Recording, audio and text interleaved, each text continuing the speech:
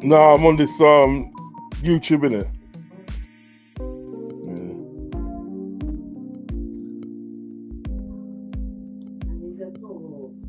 Yeah. Innit?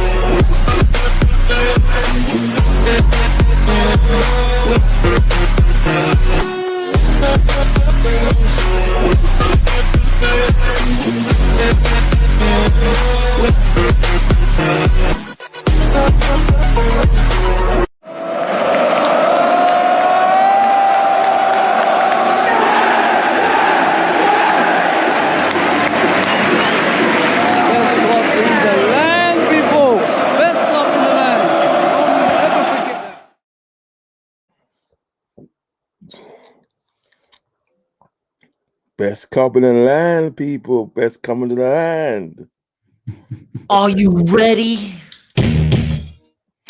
What's going on, people? What's going on? Welcome to LRFC. No sand issues today, so that's what's important. Please hit the like, subscribe, and all that good stuff. I know, we've just come on spontaneously, last minute thing. So I thought, let's continue with our 12:30 with Mr. Rods, and discuss all things Liverpool and outside that. International football obviously happened in the last couple of days. Players to talk about, and just laugh in general, guys.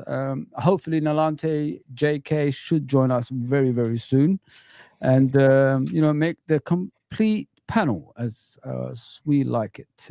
What's going on, Mr. YouTube nowadays? I am very good, very blessed. Do you know what I mean? YouTube is finally treating me well in a sort of way. Do you know what I mean? But yeah, I am blessed. I got no complaints. Living life and enjoying the international football because I watched the game. I watched some of the game yesterday with Wirtz. And listen, Wirtz, he's a Liverpool player. Put it that way. I'll just say that he's got everything to be a Liverpool player. And what he did to Silva yesterday, I'm for it. So I watched the game tonight, and that was a good game as well. So listen, did a stream earlier on, and that went well. Chat with a few people and stuff. You know what I mean? It was good fun. You know what? I got on there 5:15. Yeah. And when I got off, it's about 7:15. 2 hours just went like that. Do you know what I mean? So are you getting used to doing it in your own unks? I know you used hesitant about it before. You know what I mean? As we spoke about before. Do you know is it becoming a normal thing for you now? When you're doing your stuff? I think it was always a normal thing for me. Sorry, anyway. If I've overstepped or anything like that. No, not at all, not at all. Because I used to be hesitant about it myself, and eventually, I just got confident, and I just talk to the chat, and it just continues. But what about yourself? I mean, I think it was a normal thing for me anyway, because you know me, I did a lot of streams on my own anyway. Apart from when I first kind of started back, I used to do a lot of panel debate shows and stuff like that, and it was those were good. They were good, you know what I mean. But I've always kind of been in a situation where I've done stuff on my own. Dropped on when I feel like I've done stuff on my own, but as I said, I do a lot of stuff with you. Do you know what I mean? Obviously, whenever you call me, I'm there and stuff. Thank you, man.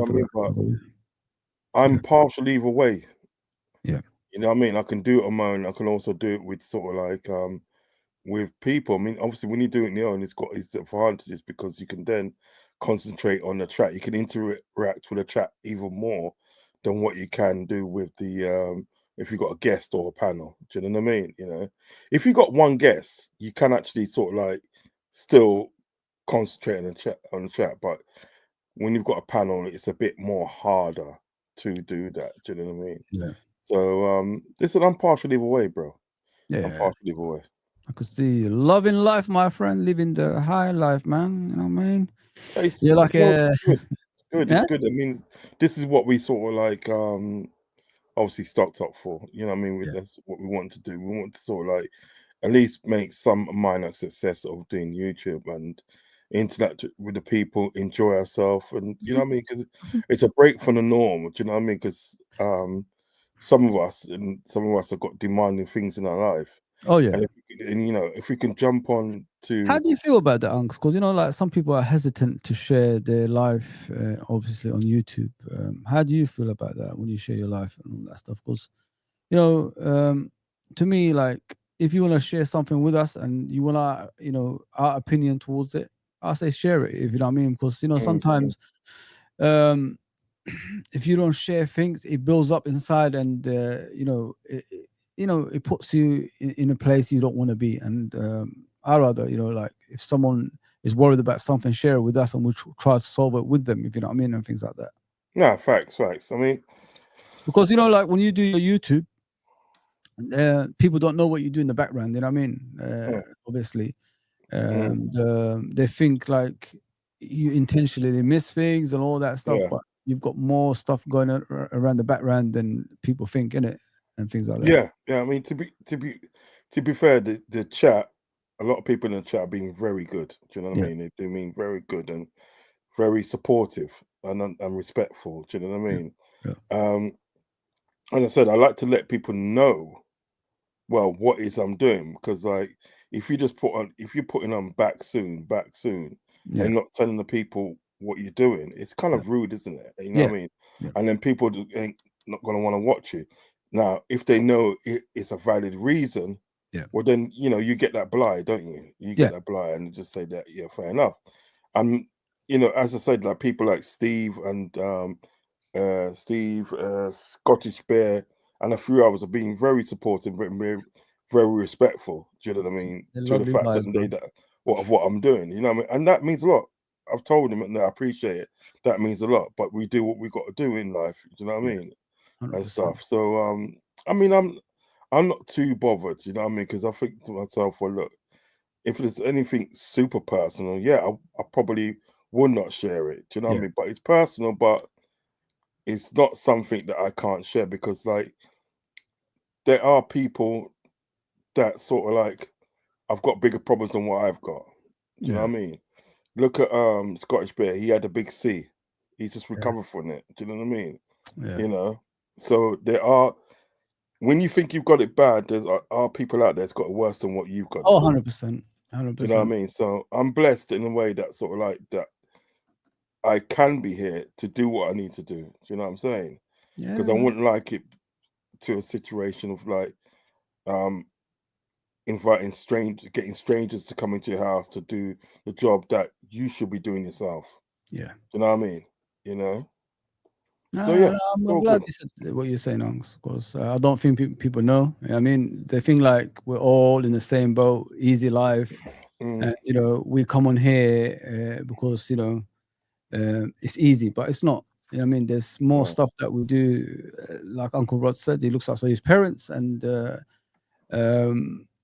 when I'm watching these shows, I see when he goes and helps his parents that the views go down, and it shouldn't happen like that. We should be more supportive. That's a sign for other people to jump on and, you know, go in the chat and chat to each other, and then make it, you know, even more you know, happier place to be in at the same time as well. That's what it's all about, man. Listen, guys, it's not like a story I'm telling you guys, and it's something to feel sorry for people. It's just the reality of life. I mean, all of us have something that in the background is difficult, but we try our best to come on here and give you guys the best content that we can, so we could interact with you. It's all about helping each other. You're helping me, I'm helping you. That's what it is. You know what I mean? And and long may it continue, because I really enjoy this. I like talking like this is what 3 days in a row we did this now, 12:30. Oh yeah, it's good.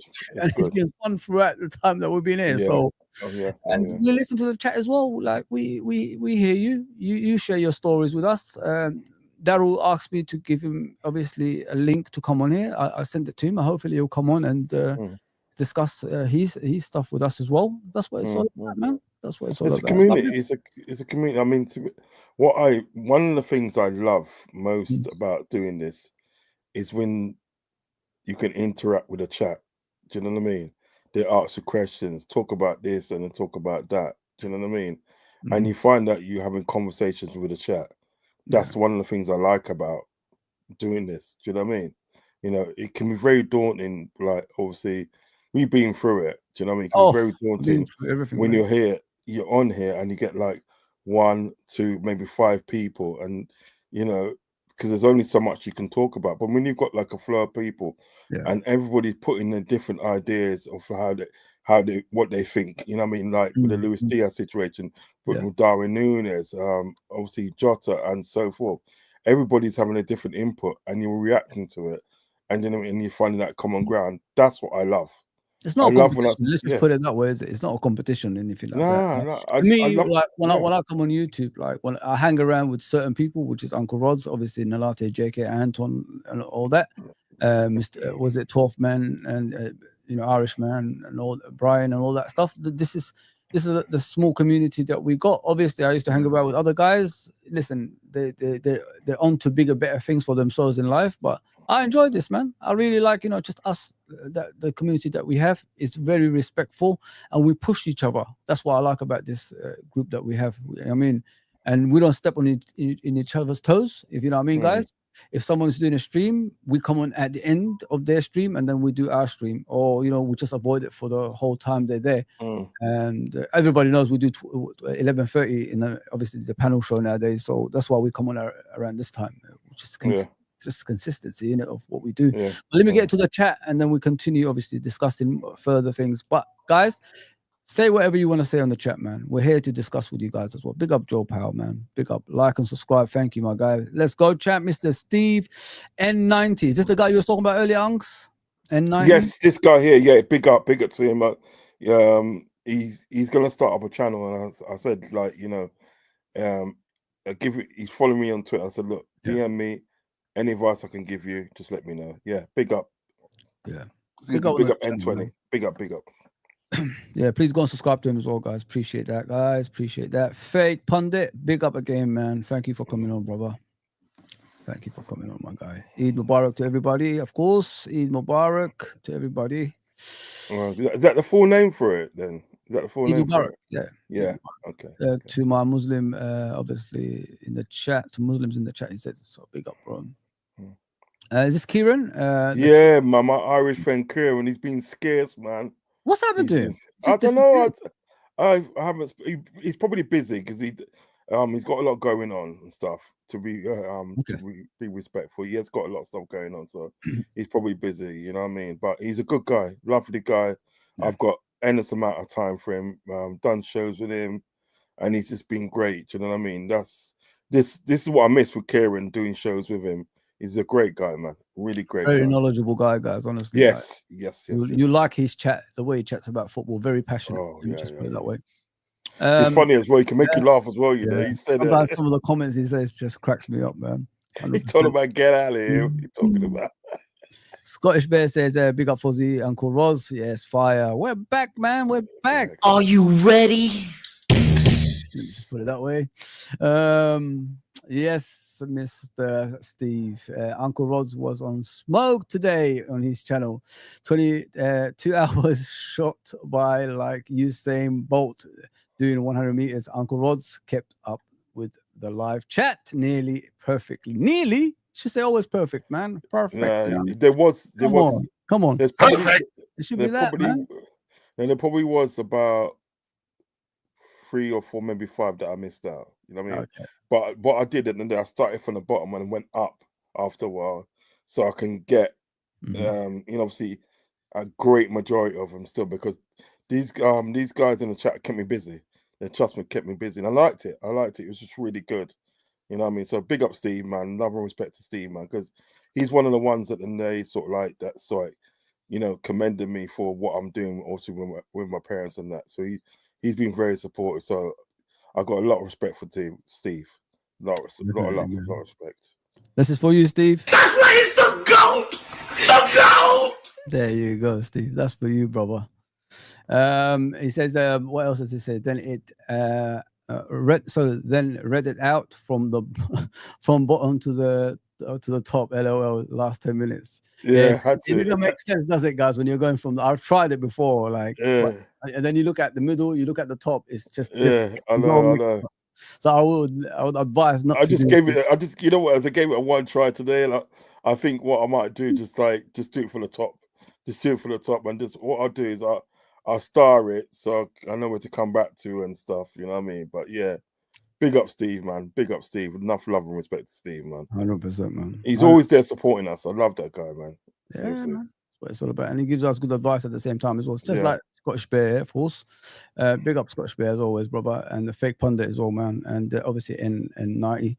Obviously, there's other people doing streams. Hopefully, we'll continue chatting. And I'm here. I'm off again, I guess, guys, because it's Eid tomorrow. So I had to call in, not to come in.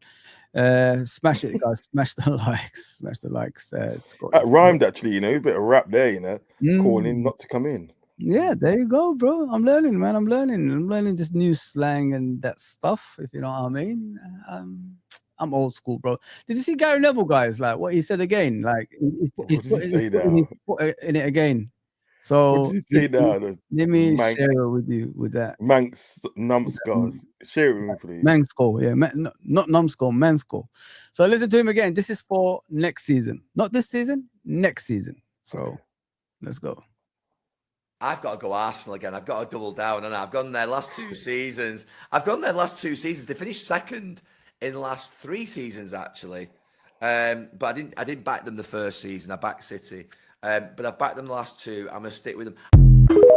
There you go, people. He did it again. Arsenal's been cursed again. So we should be happy. Let's just put it that way. We should be happy. Mamma mia! Yeah!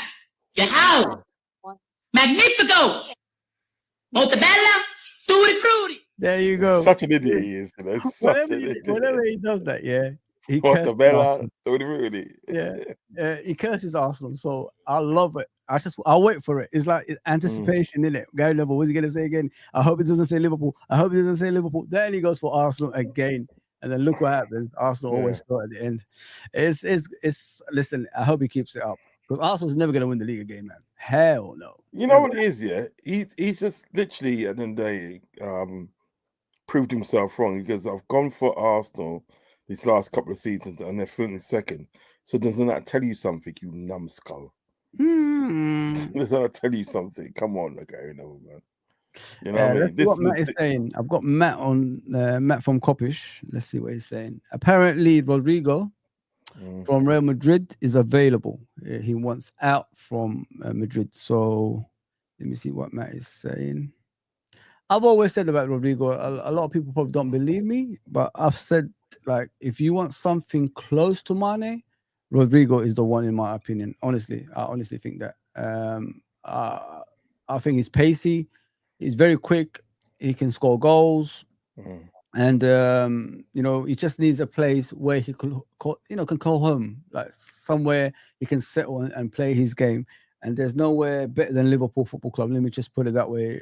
Remember Firmino came to Liverpool Football Club. Everybody was expecting him to go to, Madrid and things like that. If things work out, ended up staying for all of his, best part of his career at Liverpool Football Club. So as you can see from Madrid zone over here, certified, obviously, Twitter profile, it says, breaking, Rodrygo is now likely to leave Real Madrid this summer. The club will demand at least 80 million euros, which probably will be 70 million pounds, fixed. This fucking fly. Fixed and, sorry about that. And then the final sale price will likely be around 100 million with add-ons. It means so around 90 million pounds, something like that. So, Unks, what do you think of this one? I like him. I said, like, if you want something close to Mane, with pace, dribbling skills, first point of defense and all that stuff. This is the guy. I honestly think that. And I don't want Arsenal to get him. I'd rather we get him. Because if Diaz is leaving, we need someone in that left side, right? The only thing that's stopping him, obviously, at Real Madrid is Vinicius Junior, who's playing on the left side. So, and the best thing about this player, he could play on the left, he could play on the middle, and he could play on the right as well. So he's an all-round player. So listen, it's a no-brainer in my opinion, Unks. No-brainer. Why didn't Liverpool, right, work out a deal with Real Madrid? Because obviously they wanted Trent so bad, didn't they? Yeah. Right? Why didn't they work a deal? Said, look, we'll take. You could have Trent now. We'll take Rodrygo, and obviously knock off a bit of money off it. Do you know what I mean? Because we're doing you a favor. I'm going to take Rodrygo. Simple as work that. out something. Do you know what I mean?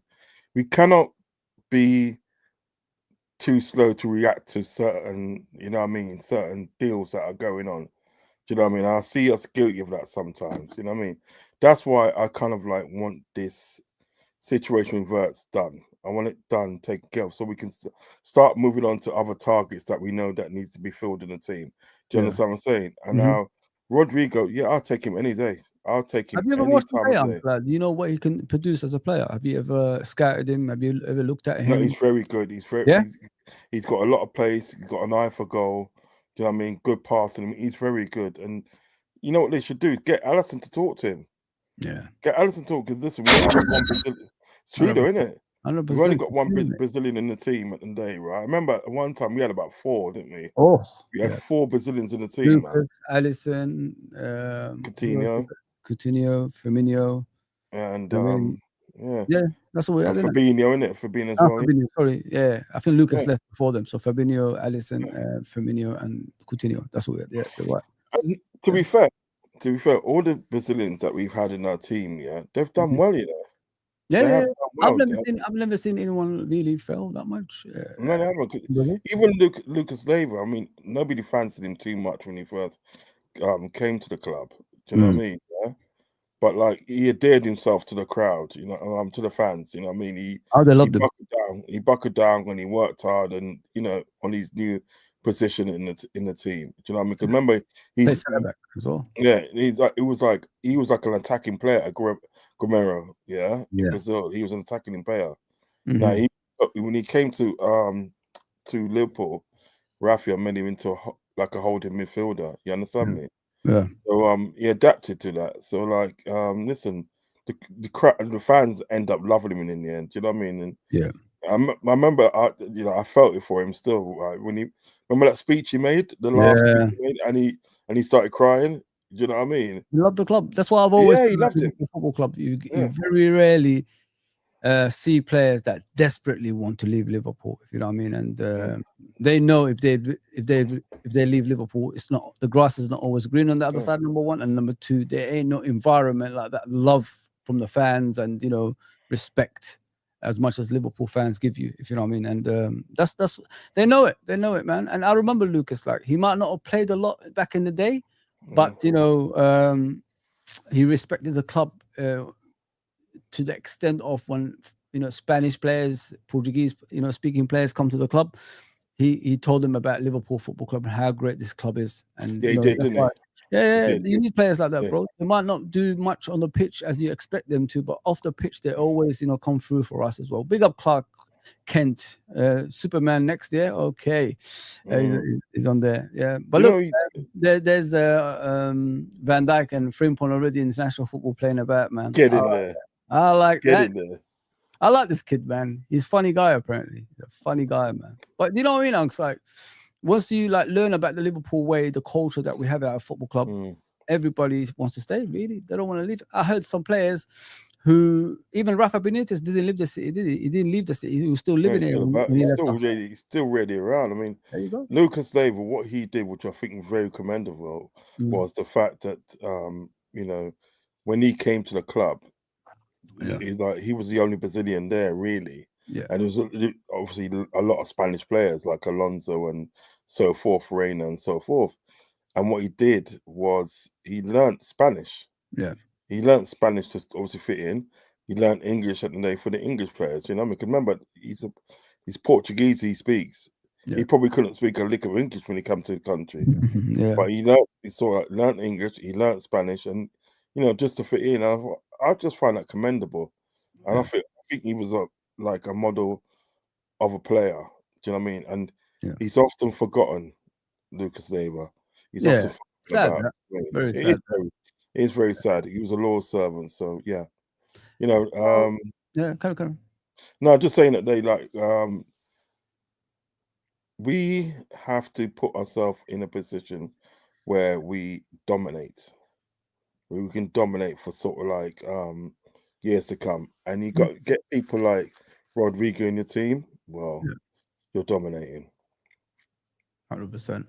I've heard. I think KERKEZ is going to miss the international football game. I think his coach said it, and he's probably on his way, obviously, for the medical of Liverpool. So keep an eye on that, guys. I think they're playing tomorrow, Hungary, from what I've heard. So yeah, he's actually left the international camp to come to England, apparently. So we could get an announcement tomorrow, to be honest. Here we go. It could be Frisky Friday. Frisky Friday. Remember Fakir Friday back in the day?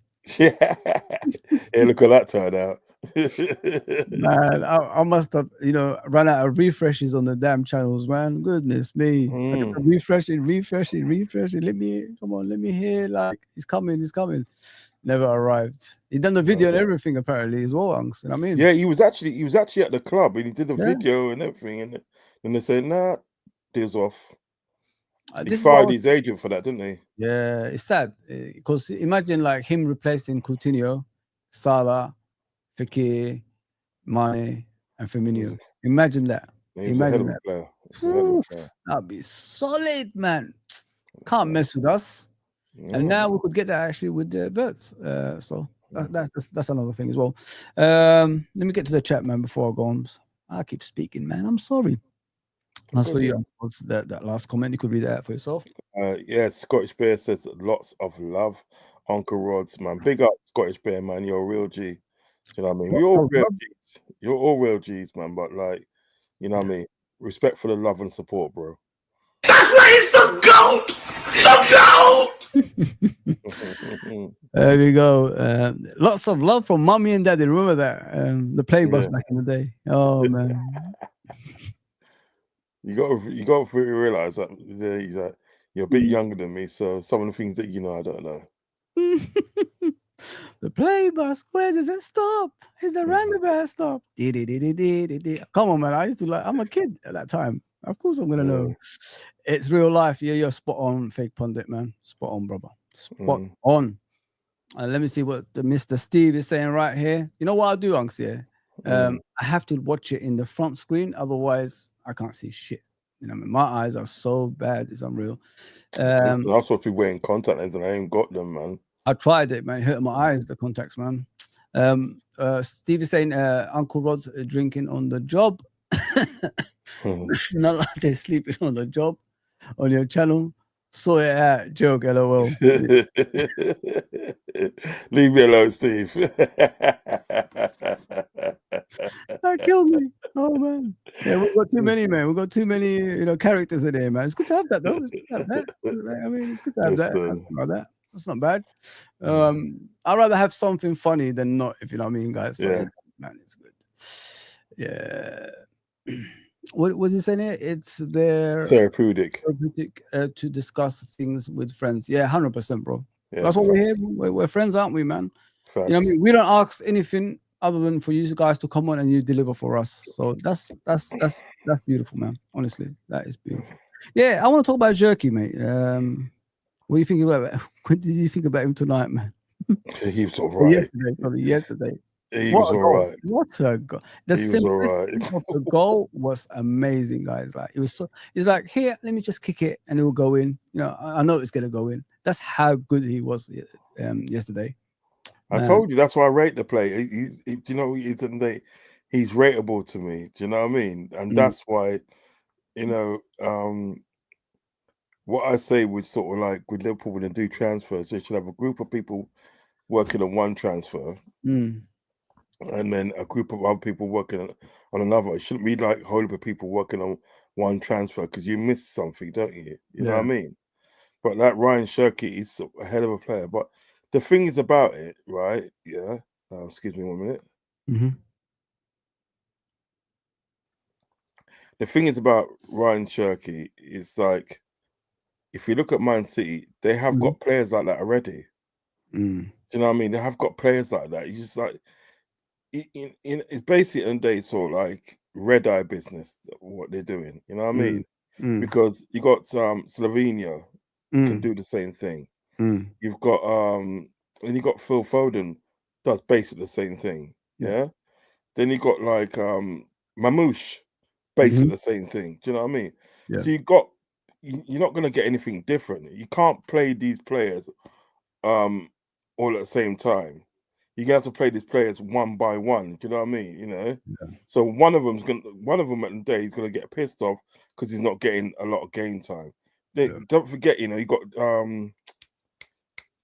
Doku. Is it Doku? Doku for Man City already. Yeah, they got Doku as well. So when you look at it, they got about 4 players, that do the same thing and probably play in the same position.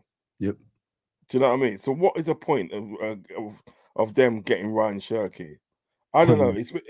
It looks like to me it's like a bit of a Chelsea thing, but Ryan Shirky he's one hell of a player. The way he picked up the ball and just levered it in the back of the net, So and his movement, and his movement in the game. Do you know what I mean? It's good. Like the free kick he took, I could have been much more better. Do you know what I mean? But I rate him. I do rate him, but he's not better than Wirtz. He's not better than Wirtz. All right. Yeah, you can see by our rival, supposedly, Egal saying Shirky might be better than Wirtz. Yeah, well, See, then again, about our rivals, guys. You see, like we're in their mind rent free. We're always in their mind. The way they're going on about Wirtz here is so much hatred is unreal. They just can't help themselves. That's all they talk about because they know we're getting the player. This reminds me of the Caicedo's transfer because similar things were happening. As soon as Liverpool showed interest, all of our rivals were all over the place. Yeah. I see people crying on live, Chelsea fans crying on live, streams. I saw them, football terrorists and that. Even Terry started tearing up a bit. They can't get him. Surely they can't get him. Their fan base had to go to Todd Bowley to get, obviously, Caicedo because he gave it up. He gave up. He was going for Lavia, I think, or someone like that, or the Taylor, the one who plays for Bournemouth, the USA international. Yeah. That's who they went for instead. But the fan base was so irate, they actually contacted Todd Bowley to get Caicedo through the door. Yeah, and they knew the threat. They knew the threat could have been. Imagine McAllister, Soboslai, and Caicedo in that midfield. Imagine the dominance. Imagine the dominance, guys. That's how dominant we could have been. And I remember that time. Go back and look, guys. Yeah, everybody on social media was crying at that time. McAllister wanted sort of like he was kind of angry with Caicedo that he went to Chelsea. He goes, "Why are you going there for? You should have come over here." Do you know what I mean? And but look, Egal, right? Let's address Egal. It'd be short because it's only a short thing. It's a short thing, right? She said Cherky might be better than Wirtz. This is a guy that said, right? It's not about winning trophies; it's progress. Yeah, I'm never going to listen to what he's got to say. Sorry, I'm never going to listen to what he's saying. You know what I mean? For a person to say it's not about the trophies, winning trophies, it's about the progress of the team. Well, then that just tells you all you need to know about Miguel. Seriously. Why are we here then? Like, if it's not about trophies, why are we here? Like, why are we? What's the point? Us being like just watching football. Like, what's the point of that? There's no point. There's no point at all. So, I'm here to win trophies, guys. I don't know about you. I'm not here to be, cheering on a team like Liverpool just to finish, in the top 4 or top 8, whatever it is. So this is the mentality of modern day fans. You know what I mean? It's not about trophies anymore. It's about just progress. Yeah, progressing and being on YouTube. That's what it's all about. N90 says inspired me to start actually loving the content. It's good to vibe and chop up some football chat. Spot on, bro. That's what we're here for, my guy. Yeah, bro. That's what we're here for. Big up Ryan G in the house as well. Yeah, that's what we're all here for. N90. That's what we're here for, bro. There's no acting here. We're all like loving footballer lovers here, and we love to chat about it. Different things every other day. You know what I mean? We're gonna talk about different things. We're not gonna talk about the same thing all the time. Yeah. You know what I mean? So it is what it is. Big up Kieran again. Yes, the boys keep it up, fellas. I love that word, fella. It's quite fun. Yeah. It's an Irish word, I think. A lot of Irish people use fella. They do, don't they? Yeah. Yes, fella. Yeah, it's all cool. Steve says, hello, everyone in the chat. Yes, my guy. Yeah, so let's rewind this here, Unks. Let's rewind this. The one I wanted to talk about was your guy, Diaz. He came out today. And let me just, I think, what's his name? Put it up there, Matt. So let's go to Matt's thing. Let me try to find it here. And can't be asked for that guy anymore. Yeah. So let me put it on there. So Matt from Coppish, your brethren, says we are talking. Basically, this is what Diaz said. We are talking to clubs. It's normal in the market, and we are looking at what's best for us. So that's obviously him and his crew. If they give us a good renewal, like that's Liverpool, obviously in the contract, he's getting, I don't know if it's 70K a week, something low I've heard. So he wants more than that. Or I stay there for 2 years. I'll be happy now. I'll be happy to stay for 2 years if nothing happens outside Liverpool. Now it's up to them. So he's putting the ball in our court. We have to give him a higher wage. And for him to say we're speaking to other clubs at the moment, what do you think about that, Uncle, man? I don't like it. I mean, I don't like it. I just don't think that shows class. You speak to other clubs when you know you're at this club. Do you know what I mean? But then again, if you look at it, if he's not really getting it, big up Aussie, man. Big up, love and respect Aussie. 70 grand a week. It's a bit low. I mean, all right, we can talk about it being high because obviously we're not footballers, but when you look at some footballers, the way what they're getting paid, it's a bit low, isn't it? Do you know what I mean? I've seen it play. It's weird. Yeah, I can't sort of like you know, say he's wrong for wanting more money. Really, do you know what I mean? You know, but like don't put it out there that you actually actively sort of like speak to other clubs, because that doesn't show class. I'm sorry. Do you know what I mean? It does not show class. And if you're actively speaking to other clubs, right? I don't want you at my club. I'm sorry, I don't want you at my club because because on my club, because what it is, if you're actively speaking to other clubs, but you're saying that, you know, if you don't get the move, well, you're happy to stay, you know what I mean, at the club. at Liverpool, well, then we become second best, then, don't we? Yeah, and we're not second best to anybody.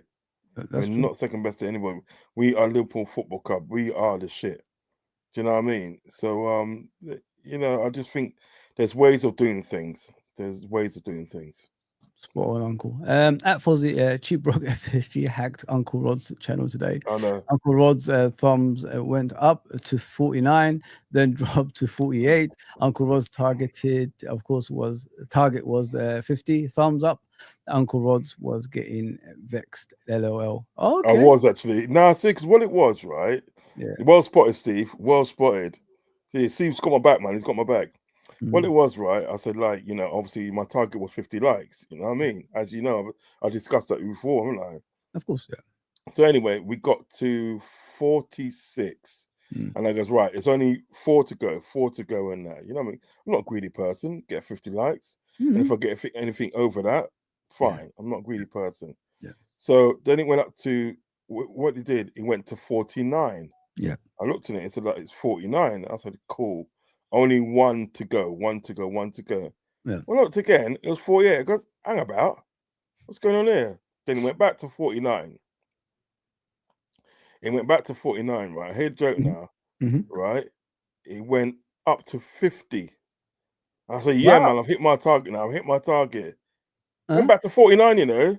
Oh my God. I was like, nah, I'm not having that, man. Something's going wrong there. But in the end, it finished on 50. It finished on 50. It's all fun and games. 51, sorry. 51. I'm playing games with you. That's what it is. I know, man. It's way just it like, looks to me, yo, they're playing it back. ramping me. But I was thinking, Well, that's good. You know, man. You know, the fan base playing like game, like, you know, fun. yeah, because they're always gonna obviously like it. They just because they want. You know what? What they did, Unks? They made you stay longer. That's what they did. I know. They want you to stay longer. So because I wasn't gonna leave until I got my 50. I wasn't gonna leave, mate. Sorry, you know what I mean. But Steve was killing it. He was laughing. He goes, "That FSG's had to Rod's account." You know what I mean? But yeah, it was all good fun. But it was a bit weird that it kept on fluctuating between sort of like they're paying. It's not. It's 100% convinced it's not YouTube, mate. I think it's the guys in your chat. Nah, they can't do it. I'm telling you, bro. I think they're doing that for you to stay longer. I think that. I swear to you. They want to keep you longer because they're entertained. That's what it is. Nah, it was a good show. It was a good show. There you go, man. That's what it's all about, man. I mean, people want you to stay longer, my guy, and that's good. That's very good. Yeah. Yeah. So let me just see. Come on, Daryl. You don't need to send me anything, bro. Appreciate that, bro. Appreciate that, super chat. Yeah, Daryl, man. I sent him the link in it because he wanted to come on. Yeah, it's a mark of respect still. Don't watch that. Respect, brother. Respect for that, man. Read it in it. Yeah. Of course, I'm trying to bring it up. Sorry, Fuzzy, for the CP there. Yeah. Nah, big up. All good, brother. All good, bro. I mean, you always respect for the super chat, man. Love and respect for the super chat, man. Thank you, my Love bro. and respect. You know, when you get a super chat, I feel like I've got a super chat as well. Yeah. Well, you know what I mean? We're family, on the together, of course, man. We're all together, brother. That's what it's all about. Appreciate that, Daryl, man. You know, you're always welcome, bro. Just all you have to do is ask, and I'll send it to you, man. The link, man. That's what it's all about. Yeah. So, what else did I see today? Obviously, we was discussing Luis Diaz. Mate, for the right price, I'll get rid of him, Unks. You know what I mean? I don't mind him staying, but if we get like 60, 70 million for him, 80 possibly, I say sell and go and get a younger winger like Rodrygo or someone like that. Imagine Liverpool and Arsenal battling for Rodrygo. You know what I mean? Because we win that. Come on, man. We're gonna win that. Let's be honest. You get 70 million. Like so that you get 70 million for Luis Diaz. All you have to put on is 20 million top of that and go get Rodrygo, don't you? Simple as that, mate. Simple as that, mate. Seriously, but I just what it is at the days, it's like what I don't like about Liverpool, they take long to do things, you know what I mean? And then what it is where you got certain opportunities where you're supposed to just act straight away, they don't, and then that opportunity goes. They don't learn from mistakes they did in the past, innit? Because the more you prolong a transfer, the more the player is going to overthink things, then probably decide against it. That's what I worry about. Of course. Things like that, man. Because I honestly don't think our football club learns from past mistakes. But in my opinion, KERKEZ and Wirtz are already Liverpool players. Yeah. That's an easy one for me. If there wasn't, guys, there should be teams going in for them right now, battling with us, and there ain't. Like a Chelsea kind of thing, Caicedo, if you know what I mean. And there ain't. Because they've literally made it clear that it's only one destination that we want to go to, and it's Liverpool Football Club. Simple. Yeah,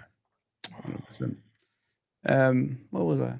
What do you think of this guy, Unks? Because I've always said, like, let's get him to be a cover for Salah if we can't get, Ryan Jerky or whatever people want.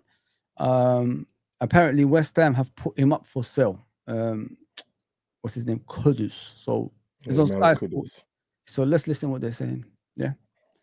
Let's see what's there. Mohammed Kudus has turned down the opportunity to more than treble his wages by moving to Saudi Arabia.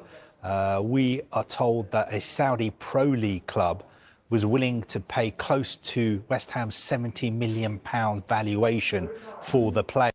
Can't obviously show the football, but you know what I mean? What do you think of him, Unks, like to be, a cover for Salah?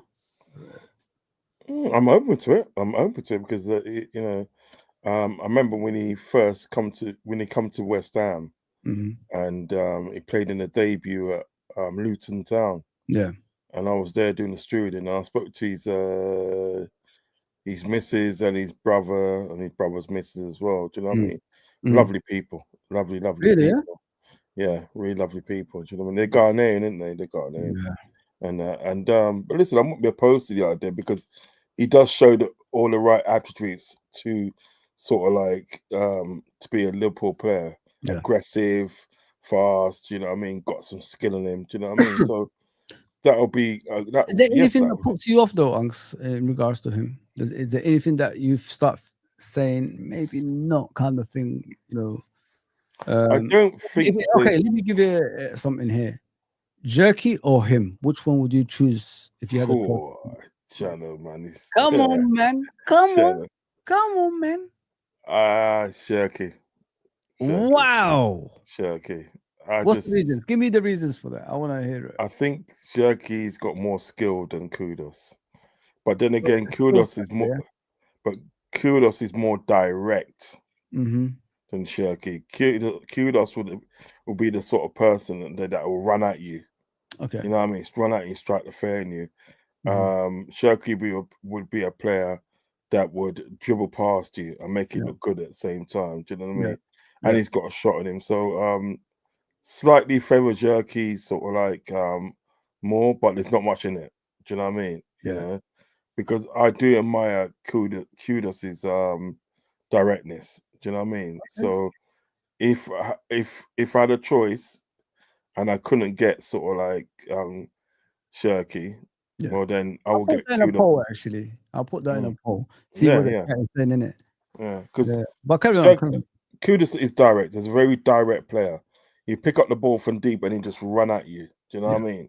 And he's strong as well. Do you know what I mean? Strong, that's what he's got over Shirky. Shirky would rely on pure skill to get past you and to score goals and stuff. You know what I mean? And the only thing is bad about that with Shirky, you cannot rely on that all the time. Yeah. Sometimes you have to There's no pace. That's the problem with me. I've got against what's his name? Obviously Jerky. There's not enough pace to get out of trouble and just run. You know what I mean? Direct run.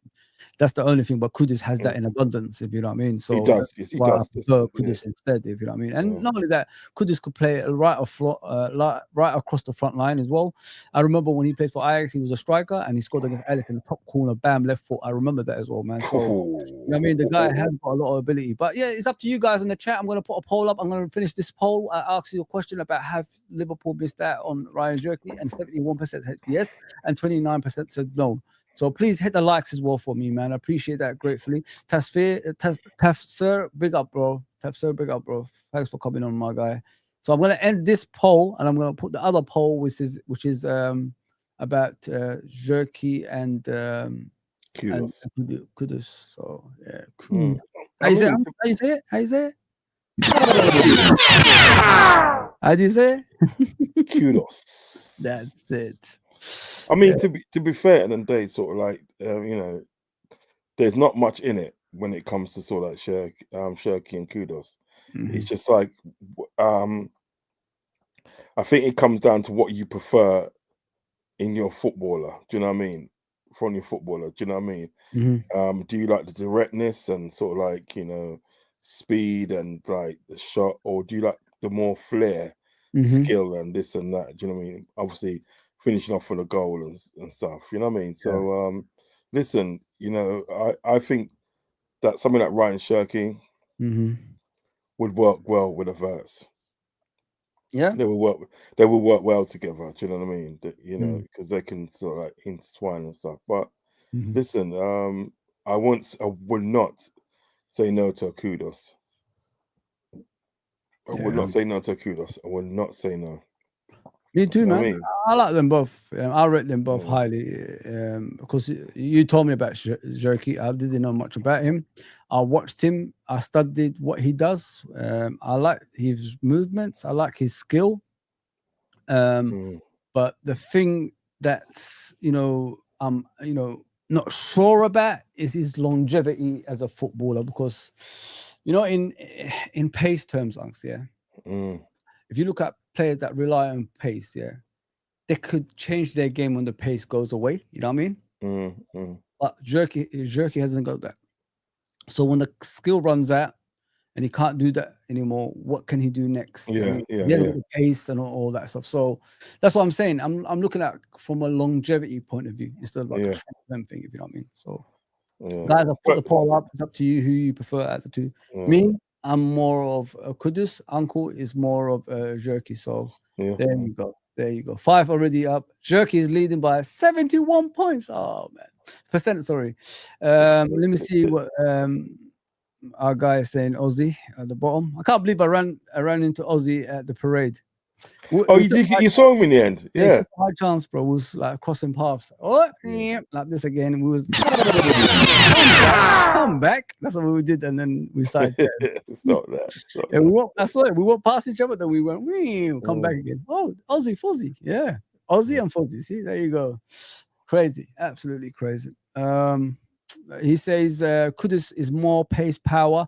Jerky is more skill and technique. Which one? Yeah, that's what I put on the poll. Which one do you guys prefer? I think more of a Kudus. The only thing that lets me down with Kudus is the African nations. But you guys told me they're gonna try to change the month and all that stuff for that, because I don't want to like go through what we've been through with Salah. Away in the African nations, then it comes back differently. It's not the same Salah that left. You know what I mean? We don't want to go. What do you think about that, Angst? Does that frustrate you? Why can't they have it in closed season? Yeah.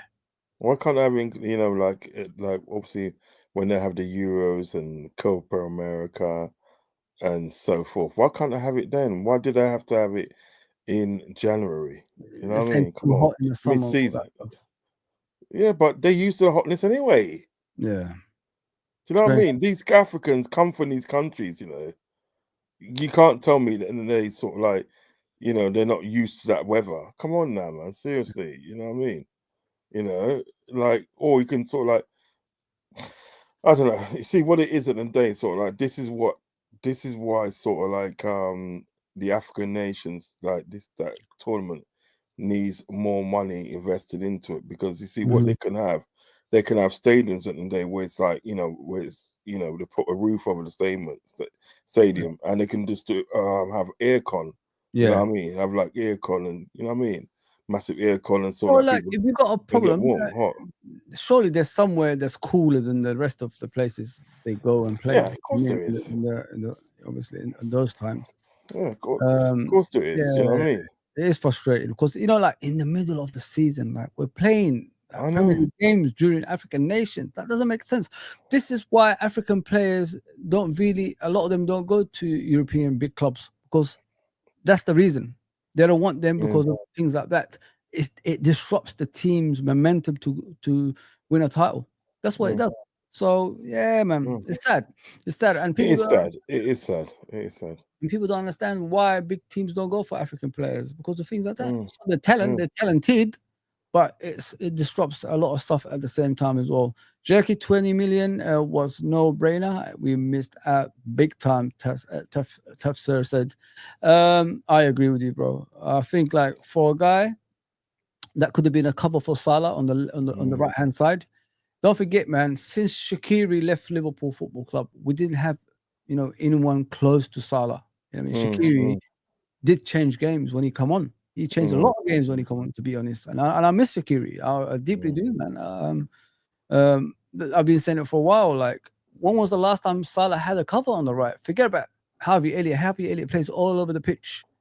But, yeah, it's a weird one, man. I think, since Salah's aging now, his replacement should be here now, to eventually do a smooth transition. You know what I mean? Yeah. No, apparently, when you look at the Shirky deal, apparently it wasn't like 20 million. It's more. People thought it was 20 million, but it's more in the region of 40 million. You know what I mean? Yeah. So the people thought it was obviously a cheap kind of like buy, but it was actually something like 40 million. Do you know what I mean? But even that that's still not out of our reach, really. Mhm. Do you know what I mean? I think at the end of the day we should have got him, regardless of like the fact that we're going for Wirtz and I think we should have got him. I think we should have snapped that up. Snapped that up.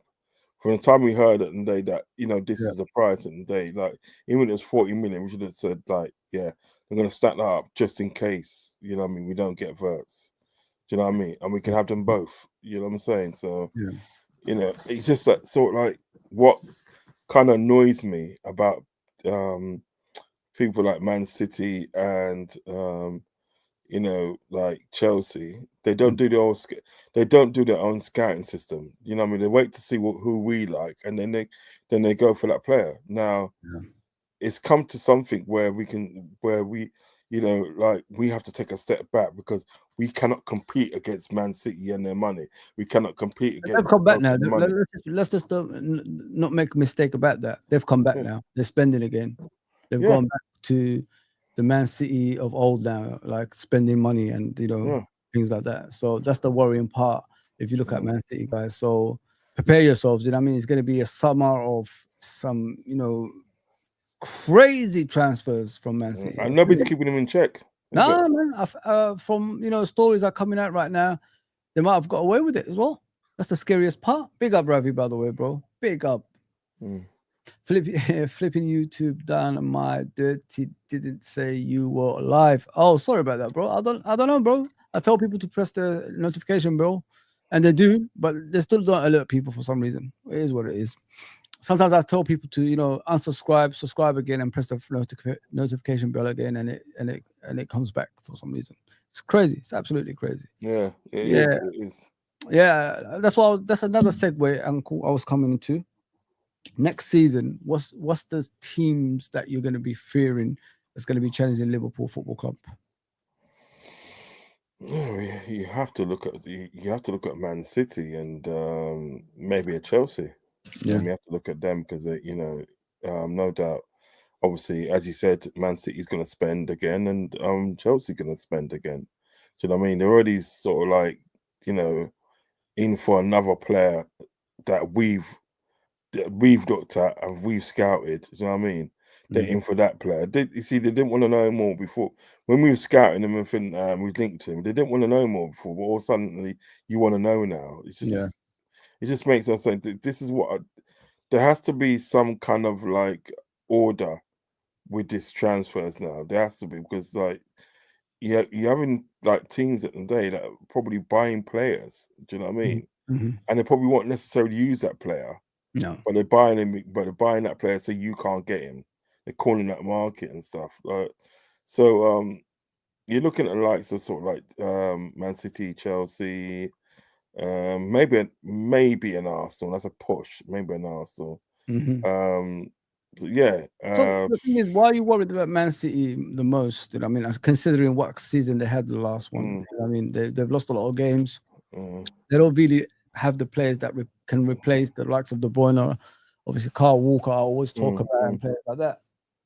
What can change their fortunes? Is it just spending or getting players it probably is spending, because they're gonna start spending. But like I think with Man City, they kind of do spend wisely sometimes.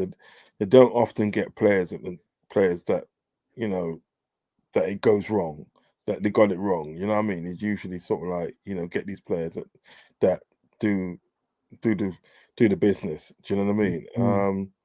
So in that way, they're gonna hunt around, and so because they want to sort of like start winning the league again. They were so pissed off, that Liverpool won the league. Do you know what I mean? And they don't realize that this is what we do. Yeah. This is what we used to doing this, unlike you lot. You know what I mean? So I do think at the end of the day, sort of like they will spend and obviously strengthen key areas. The only sort of like problem I've got with a player that they bought is Shirky, because I think when Shirky in the day, it's like he's similar to the players that they got already. So I just don't see the point in them buying them. But this is what they're gonna do. So if a person's going out and spending and stuff, and Guardiola is a decent manager. Do you know what I mean?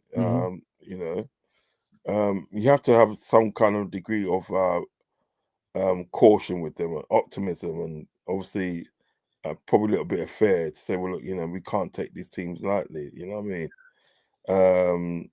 Chelsea again. You know what I mean? They can probably get in on some players, and they can probably get it right. Do you know what I mean?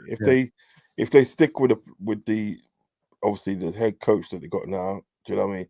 If they stick with him, that's some kind of continuity. Do you understand me?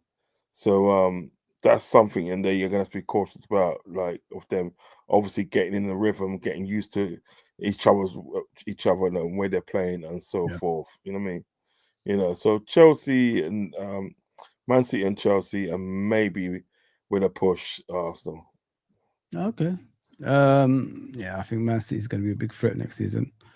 Like sometimes what you look at is the quality of the coach, innit? And I've always said that it's a psychological factor as well that comes into that. He's going to motivate them. Obviously, it could be his last season next season if he stays, of course. And he's going to probably motivate those players to do, things they haven't done for a while for next season. Because, like in Premier League terms, nowadays it depends on how you start. It's how you start, obviously, the season that determines where you finish at the end, because it's more or less perfection that wins you the league now. I mean, you can't lose any games. You can't draw any games. So there's only a few teams can do that, and that's Liverpool, Arsenal, and Man City. With Arsenal, the reason I'm a bit, not really nervous about them, I think the players have finally realized, the amount of years they've given to try to win the league title is too much for their body to handle anymore. And, don't be surprised if some of the players want to leave eventually or ask for high, wages. And that's going to be, not good for their club either. So, like sometimes I've said that about Liverpool. The time we start losing our way is when players was asking for, big wages. If you look at Salah getting double of what Mane, Van Dijk, and, Alisson and all of them are getting, it shouldn't be like that. It should be all in the same, it was like, like this, then it became like that. And when it becomes like that, it's very difficult to get those players back in, because they will talk. It will, upset the rhythm of the players, of course, the camp as well. And that's not the way to go about things, in my opinion. And I could see Arsenal that can happen to them, because that's 3 years of not winning the league title when you're supposed to be challenging. And how much more can those players take? Their bodies already obviously reached the limit, hasn't it? Especially Saka last season, he got injured and he's limping every time you see him walking now. So imagine another season doing the same thing again and again and again. It's just too much. It's just too much. I don't think they buy the right players. Okay, you could buy a striker next season, but the thing is, other teams have strengthened. You needed a striker last season, not this season coming. So when you're going to buy what you're supposed to buy last season, the other teams already counter that, because they are strengthening as well. So yeah, it's crazy. It's absolutely crazy. Big up Dan 76. Sorry, big up, bro. Let me just go through the comments. But I think Man City is up there again, my guy. I gotta be honest. They'll be up there with us, but I think we just before you go in the comments, but I do feel that if we get the right players in, do you know what I mean? Cover all the areas that we need to cover, we're going to win the league again. Listen, 10 points, whatever it was, it should have been more, let's be honest. It's no joke. We actually deserve to win the league by a counter, so it is what it is. Kudus cooks in Arne Slot team. You're spot on. I agree with you. Kudus, I got what's Scottish Bear saying, big up, guys. Kudus to the Kudus. I agree with you. I want him as well, bro. I want him as well. Jerky breaks low block teams down with his skill. Kudus dangerous running with the ball, power, pace, goals. Yes, that's what I want in my team. I miss Mane stuff, guys. I know we've got to move away from certain players, but I miss the first line of defense, the way he used to go, like just go for the team by the scruff of the neck, aggressive side of the game. I really miss that on the left, man, and that's something we don't have anymore, man. Yeah. I really miss that. Really miss that. Yeah. Keep the comments coming in, but yeah, it is what it is. As I said, I gave my piece obviously on the teams that I think is going to challenge. I think it's going to be Man City after us, and it's going to be obviously Arsenal, Chelsea. Obviously, they bought Liam Delap from Ipswich. Is he going to make a change for them? Maybe so. I don't know. We can't really prejudge on players. We have to see what they're going to do. You know what I mean, next season. There's a lot of obstacles in Chelsea's way in order for them to challenge. You know what I mean, and it's mainly to do with the manager. They have any angst. We're not too sure about him. Is he a winner? Is he not? What is he? He's a Pep graduate. You know what I mean? And last season, that, you know. do you remember last season they were talking about Chelsea challenging for the league, and I said they ain't going to challenge. It's just a honeymoon period. You know what I mean? And the guy's just come into the job from Leicester. Don't expect him to do wonders straight away. The first phase is always going to be the players doing a lot, but then they come back. You know what I mean, to their old surf again, because at Chelsea it's all about the wages, isn't it, Unks? It's not about passion and trying to win league titles. It's all money, about isn't it? That's what it is. Money, glitz and glamour, money. Trust me. And one of the reasons why they bought Worried that was just for the English quota. They've done that a few times. Danny Drinkwater, Dewsbury Hall, and all those sort of people there. They don't actually get playing time. Yeah. Do you know what I mean? They don't get no playing time. They're just sort of like there to fill in the English quota. Do you know what I'm saying? That's why, all right, put it this way, if Rory Delap was like, the man, the game changer, everything that they said, they tried to make him out to be, these Chelsea fans make him out to be, why would they go for Ekitike? Yeah. Why would they go for him? They won't need him. It's not as if they're short midfielders, not so they like short of wingers and so forth. You know what I mean? They know it, and that Delap is just there to fill out the English quota. He probably get playing when it's sort of like the League Cup, FA Cup. That's why they want Ekitike. Do you know what I mean? But what I'm trying to say, if Liverpool are clever, Liverpool just go and just like snatch that away. You know what I mean? So look, we were there first, man, for this player. Snatch him away. Seriously, you know what I mean? Yeah, gotta be serious. You gotta be serious in the transfer window, man. I just think that we're a few players away. I still want a centre back. I still want to obviously DM as well, and a striker. That's my important areas next. You know what I mean? We've got obviously the fullbacks and plus obviously a playmaker. Next step, a striker, a DM, and a centre back. If we get those three, it's over. Not just in the Premier League, I think in the whole of Europe. That's how it's over and out, mate. Over and out. Gotta be serious, man. Yeah. You just got a thing though, innit? You just got to stop dragging your heels and just get in there. If you identify a player and say, right, this player is gonna sort of like, improve my team, go and get him. Don't talk about it, be about it. Yeah, 100%, bro. I hope you guys are enjoying the show, guys. A big up to everybody. Please hit the likes as well and subscribe if you're new. If not, just hit the like. And, if you're passing through, it's fine. Smash the likes, man. Smash the likes. Man City have. Let's see what Trudon is in the house. Trudon. Let's bring in Trudon, man. Let's bring in Trudon, my guy. Always supportive. Thank you, brother. City bus case, they are back. Yeah. Listen, I don't think anything's gonna happen to them. They're basically buying players in January last season, and now you know what I mean. So they're spending 200-300 million already. So there must be something going on in that case for them to spend this much money, because they stopped for a while, and they were telling us they're innocent, obviously in their case and all that stuff. So they were right. They've won their case. There you go. What do you think about the Ungs? I think it stinks, doesn't it? It stinks. It stinks to high heaven, man. It does, mate. It just stinks, man. We're getting bamboozled around there, we. Do you know what I mean? We as loyal, honest fans, yeah. No matter if you're like an Everton fan, Liverpool fan, a Man United fan, Chelsea, Arsenal, you know what I mean, right? We're getting bamboozled, man. We got this team, yeah, right, Man City, that literally can do anything they want.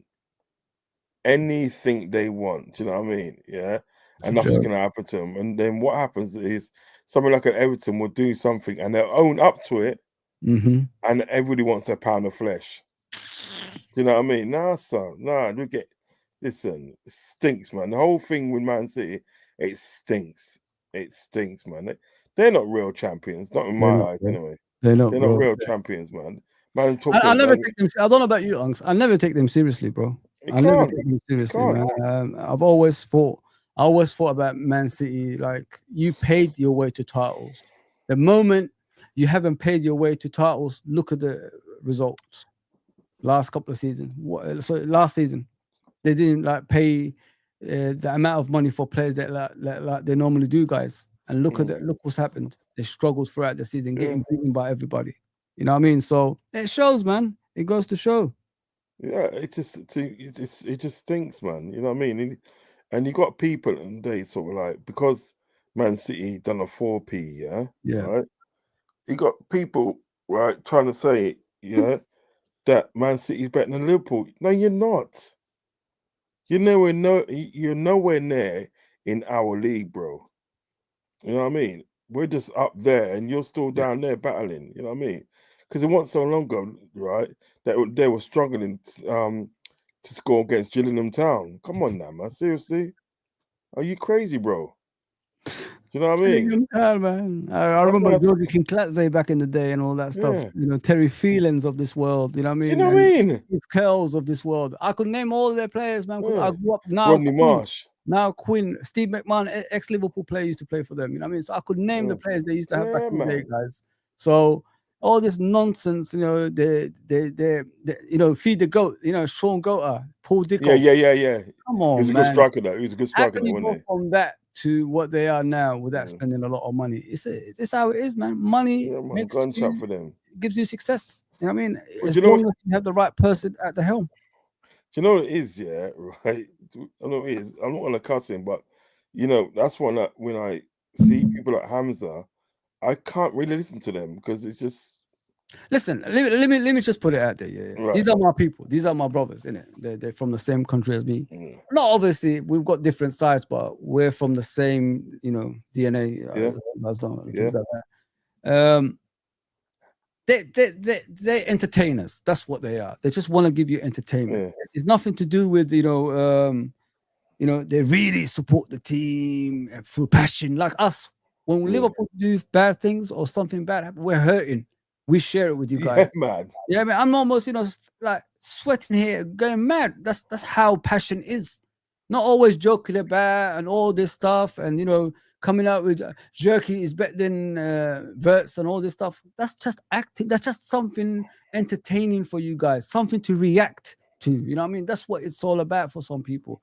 I love those guys. They do their thing. Let them keep doing it. But I know in my hearts of hearts, it's not real what they say. I know that. Uncle Rose knows that as well. But go ahead. It's I tend to not. I just tend to, like, you know, those you tend to block off, don't you? You tend to block off when they start talking because you know, like, you don't honestly believe what you're talking about, innit? You just don't honestly believe what you're talking about. And I find it hilarious when they start talking their stuff.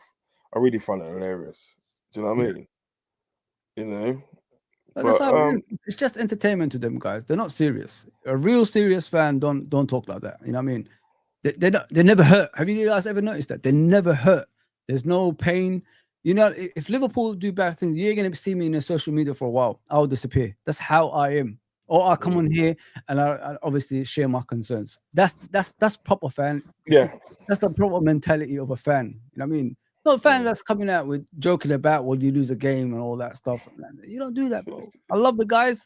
They play the game, you know what I mean? Let them play it because we know the real stuff, you know what I mean? And I'm not here to criticize them. Good to them because it's working for them. this thing they do. So yeah, man. You know what it is? I can't be bothered. Yeah. To criticize them, I just rather not listen to them. You can't. You know what I mean? And just Respect laugh at them. Just laugh at them when they say certain things, innit?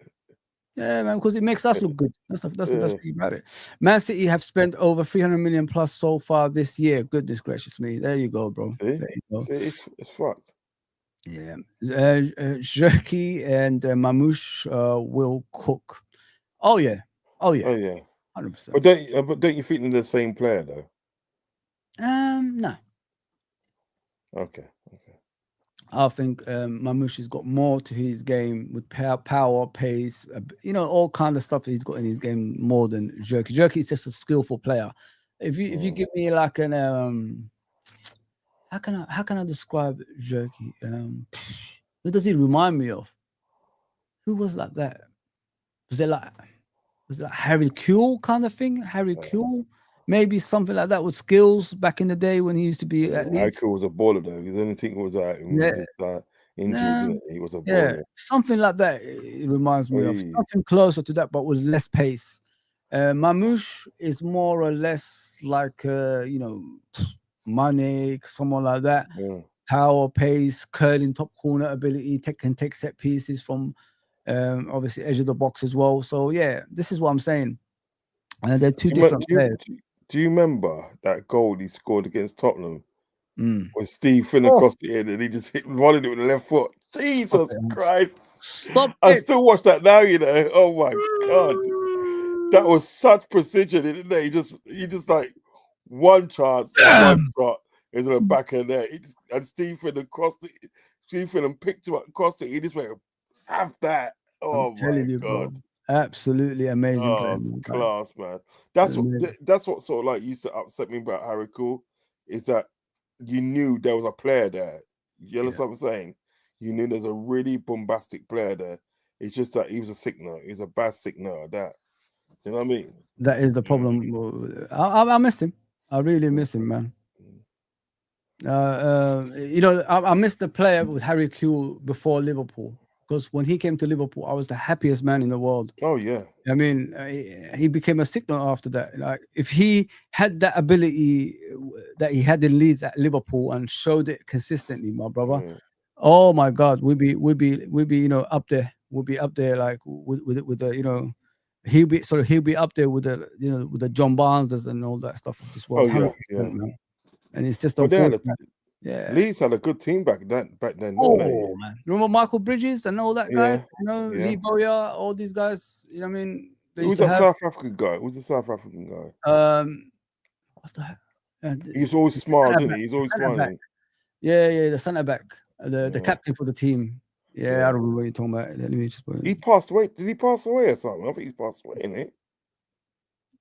I don't think he does, man. Well, check it. Check him out. Yeah, but he was always smiling, wasn't he? He even did an advert in South Africa. Yeah, Lucas Radeby, that's it. That's it, Radeby. Yeah. I knew that was his name. I could have said his name. I Heavy, don't want to do injustice for that name, innit? Nah, he's still alive, bro. He's still alive. He's 56 now. Yeah. Lucas Radeby. What a guy, man.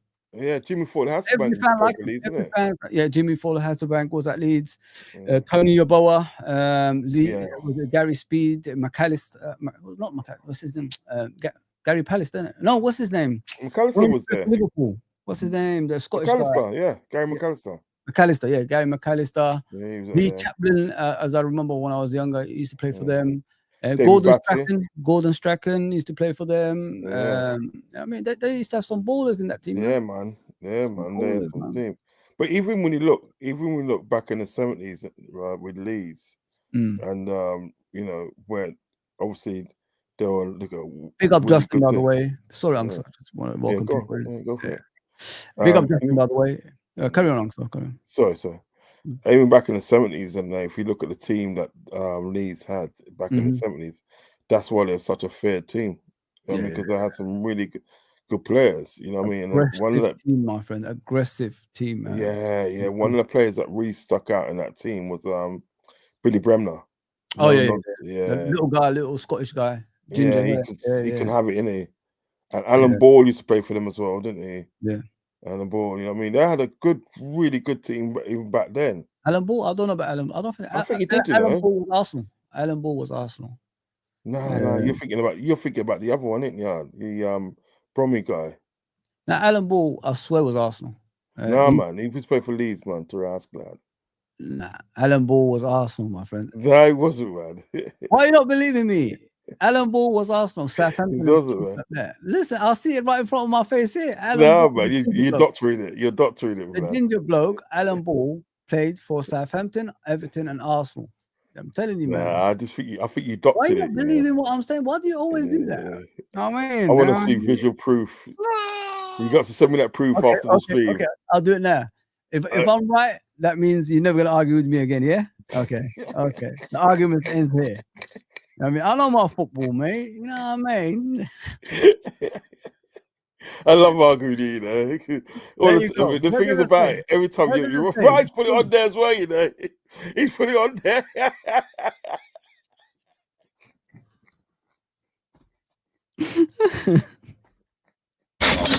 Give me my money, man. Give me my money. I ain't arguing you again. I ain't not arguing. There you go.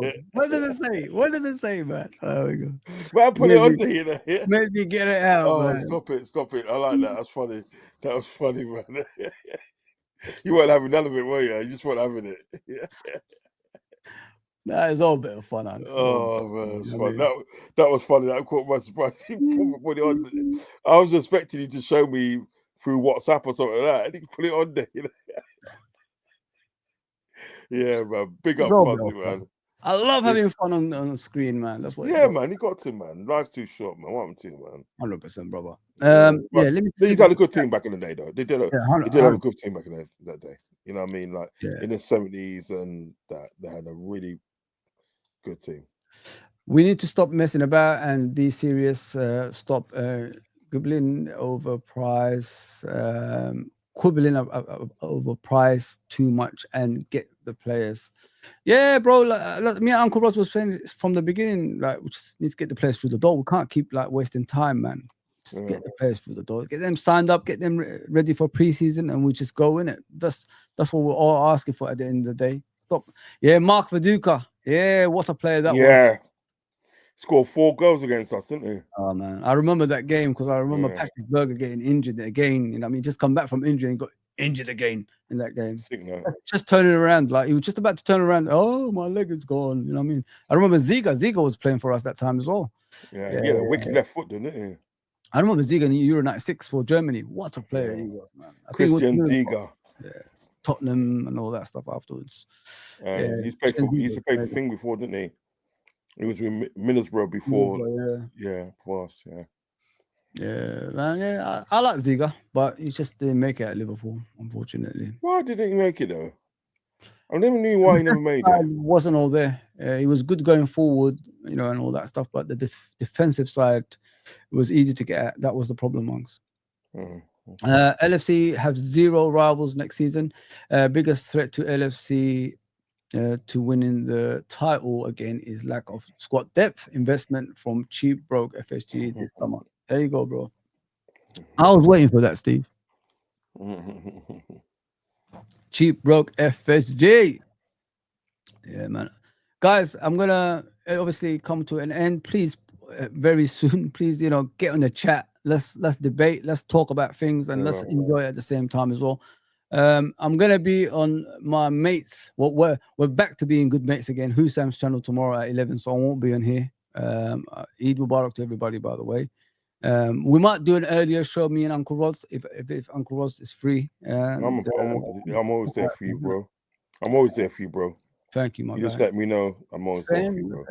Same. Arsenal are just losers now. Look to get Kepa as a backup keeper from Chelsea for 5 million. Wow. I like Kepa, to be fair, guys. I think Kepa is a good keeper. He'll be a good backup if he wants to be a backup. Let me just put it that way. You know what I mean? But people, please hit the likes because it's good for the channel, algorithm, all that stuff. I know it's a bit late and all that, but you know, we're here to entertain me and Uncle Rosie. You know what I mean? Just let your soul go.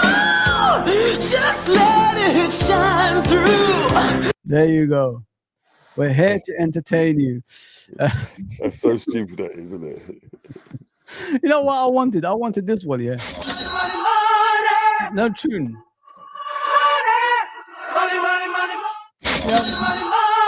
You know what I mean? I want the tune, but you know, they done me over last time, man. So I had to see the other stuff.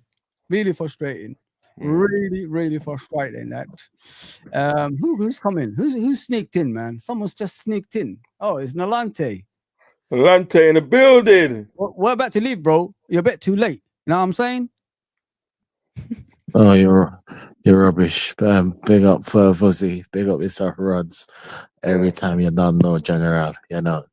General. Real respect to Uncle Rods. Fuzzy, screw you. Big up the chat. Okay.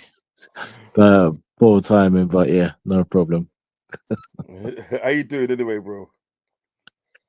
Yeah, good, bro, man. It's been a very, very long day, but yeah. Okay, But you guys continue anyway, man. Nah, man, I was joking, bro. It's all good, man. No, man. We was just talking about sort of like when we were saying about who should Liverpool fear next season. You know what I mean? Like, you know, who's our biggest fear next season? Which team do you reckon?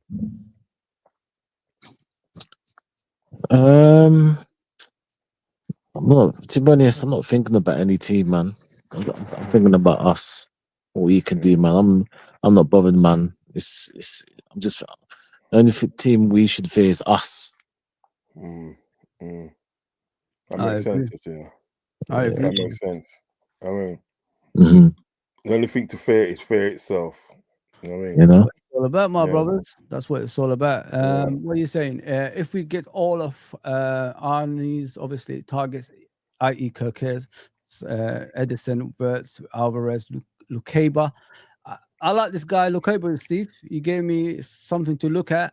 He looks like a good player, my friend. I don't think he'll be the long-term replacement for Van Dijk, but I think if someone in the, you know, ability of Lukeba, which is he's a centre back with a left foot that can probably play as a left back as well. He's the one I think we should get. I mean, as a cover for those positions, if you know what I mean. He's very aggressive, very quick, and you know, aerial duels he wins as well. So yeah, a good shot for that one, bro. Good shot, man. I had a look at him. I like. Who's he playing for? Leipzig. So RB Leipzig. RB Leipzig. Yeah. So yeah, I like him, but he's left-footed as well, Unc. So if you're looking for a left-footed centre back that can play left back, that's your guy. He's powerful as well. He's 6 foot, very strong, and he wins these battles, fair share battles as well. So I think you guys will love him. To be fair, guys, honestly. To be fair, RB Leipzig do churn out some good players, don't they? They've got to have it. What the hell happens to them, man? Until they come to Liverpool. JK in the building. Well, go on, Marilla. Bless, bro. Bless Nalante, Uncle Rods, and Fozzie. Hope you're cool. I'm good. Hope you're cool. Yeah, we're good. I'm good. How was the show? Was it good? Yeah. It was sound, bro. It was sound. Okay, bro. I think 12 man might pop over quickly as well. Yeah, have a little I'm chat. gonna stay along, guys. And I'm gonna eat, so I'll go pray tomorrow. So yeah, just giving you guys a heads up, if you know what I mean. Fine. Are you? You're JK. You're seeking you, JK. Yeah. Yeah. Okay. Yeah. I get you. But like, yeah, man, it's just like, listen, do you know what I mean? It's like we just got. I don't think Alvarez is coming because they set a like a 500 million euros buyout clause on him. Yeah, I put that down on him still. So that's what they're saying. Yeah, but we don't know how true that is. I mean, some people just put that up. You know what I mean, guys? Yeah. Guys, could you just take over for a bit? Let me just do something. Yeah, we can do that. You got. Yeah, cool. Yeah, like for me today, I heard like realistically I'm taking each player at a time. Like for me, I want to wrap this Wirtz deal up and then move on to the next guy. And I think it's like with the KERKEZ thing. Look how long we've heard KERKEZ's name connected to us guys. We've not even made a bid for him.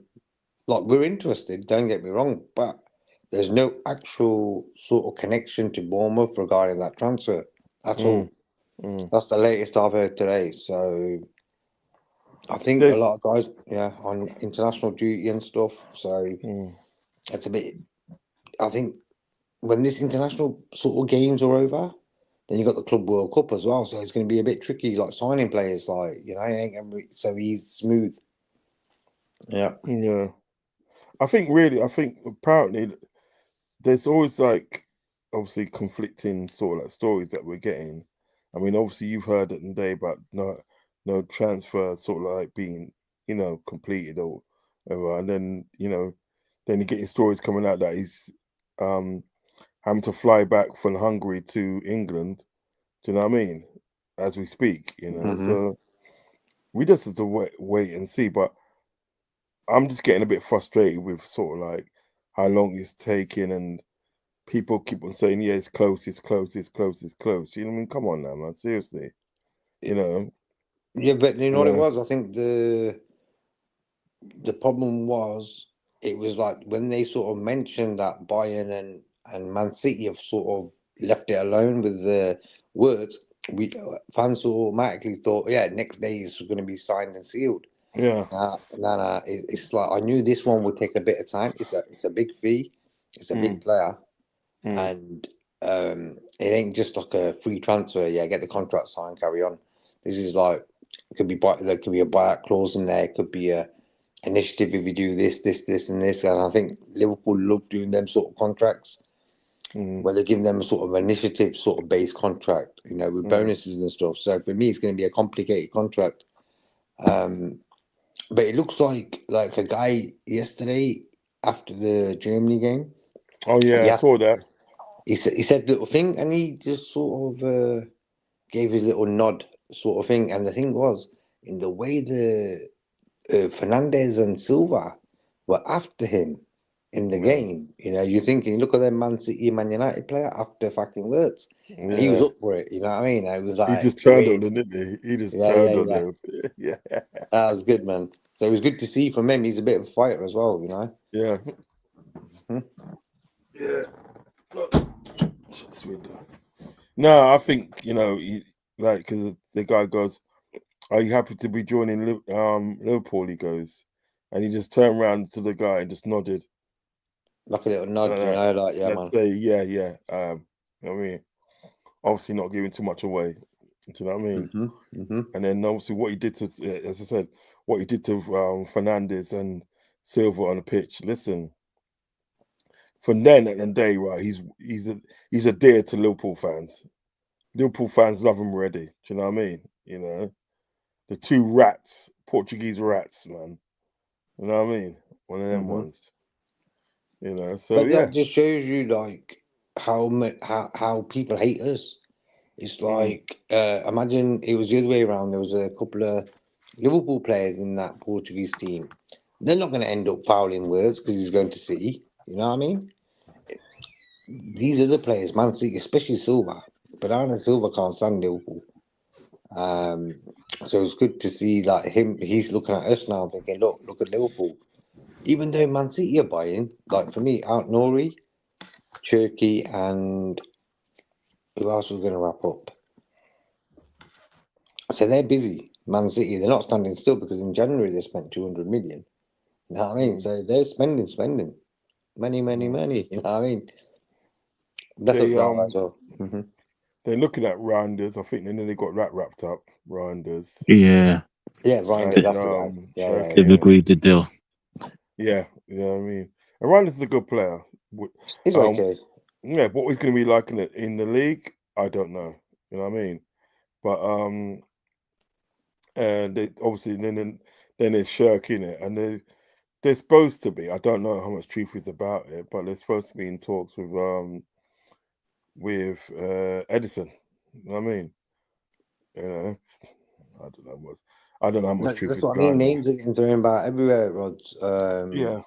It's because, like, as I was saying a minute ago, that I don't care about KERKEZ right now. All I'm thinking about is Wirtz, because for me, that's the most progressive transfer at the moment. As I said before, KERKEZ has not even been talked to officially by Liverpool to Bournemouth. So for me, that's just like a rumor that will probably become true. But right now, we just need to just wrap this Wirtz thing up, because I'm telling you now, if that don't get signed, that's embarrassing. And It is. It is. hence why I'm not gone OTT celebrating it, because like I know one day that there's going to be Arsenal fans, City fans. Like I've seen the City fans comments on Twitter and stuff. They are so sad that Wirtz is coming to Liverpool. It's like unbelievable. Everybody is. I think you're on mute, Fozzie. He's on mute. Fuzzy, you're on mute, man. Rascal doing it. I was telling Uncle Rose about the outrage about the Caicedo one. You remember when Liverpool went in for Caicedo, guys? The outrage from the rival fans. I could see similar. It's very similar. Similar. It's only when we do it. Have you noticed? Yeah. It's only when we do it. This is what I'm saying to like Liverpool fans. We're the best team. We're the number one team in England. It's like everyone hates us. And like City win a Premier League after Premier League. They win this. They buy Haaland. Have you ever heard us sort of moan and have a go at Haaland because he's going to City? Never. No. We ain't got time for that crap. But City fans, yeah, they'll do it. Bayern fans, even them. I've seen Bayern fans losing it since Wirtz said he's going to come to us. Yep. So this deal is big. And I just want it to be done ASAP so we can just get on with other things, you know? Bro, he's the best player in Germany for the last 2 seasons. Of course, it's going to be like something big. It was always going to be something big if we went for a player like this, guys. I mean, and us beating, you know, the signature to that player, obviously when Bayern Munich and Man City are going for him, is a big thing, man. It's always a big thing. And I honestly, I know you guys are worried. I think the transfer is already done. I honestly think that. And for him, you know, to nod the other day, once obviously the report asks about Liverpool Football Club, are you excited? And he's saying yes. It means it's more or less done, you know what I mean? And when there's no other clubs going in for the player, guys, that says a lot. You know what I mean? Because normal circumstances, in that situation, if a team has hope, JK, they'll be going in for him. And nobody's done that. Yeah. We're not the richest club in the world, but it's the player's choice at the end of the day, guys. Yeah. He chose Liverpool Football Club and he wants to go to Liverpool Football Club and follow his mate, Frimpong down there. So, and you know, being champions, That's gonna be good. Being champions help the world, guys. Did you see? Do you remember when Leverkusen? I think they either won the league or close to winning the league. That was like a formality. Yeah. And this what I thought was quality. Yeah, right. You know, like obviously Leverkusen got a lot of African players. Yeah.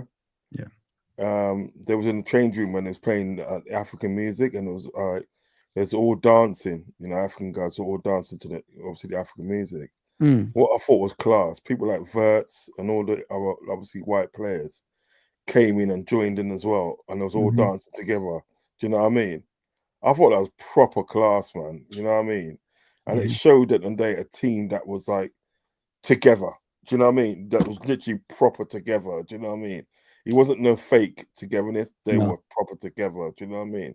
It was really good. Like people like Wirtz and you know, literally all the other white players just came in and was like all dancing together to the African music and all that and celebrate. It was really good. It was really good. I think the way Leverkusen are sort of being separated right now, I think they've sort of missed out on more success. Like they won the title, they came second last season, but I think last season they had inkling that the manager's going to go to Madrid, Wirtz is going to leave, and hence why they never finished strong.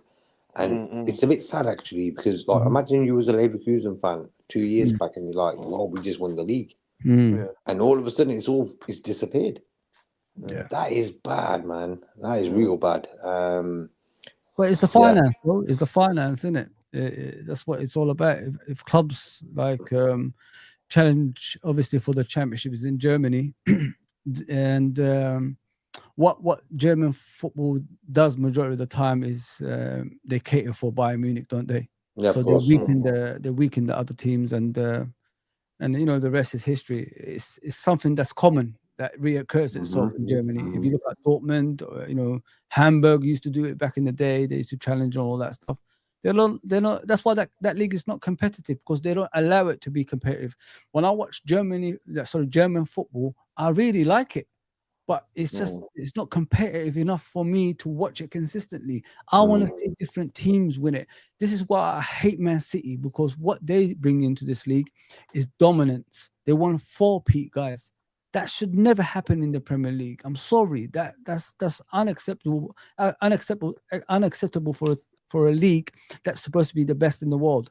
I mean, they could have done a 5-peat. You know what I mean? So, like, things like that destroys leagues, man. They could have, Man City could have had this league, so so locked to themselves, and no other teams would have challenged in the next 10 years if they wanted to. If the court cases didn't come in, they could have done that because they could have bought anyone they wanted, and that's the scariest part of football. And we don't want to be like that. We don't want to be like the German football.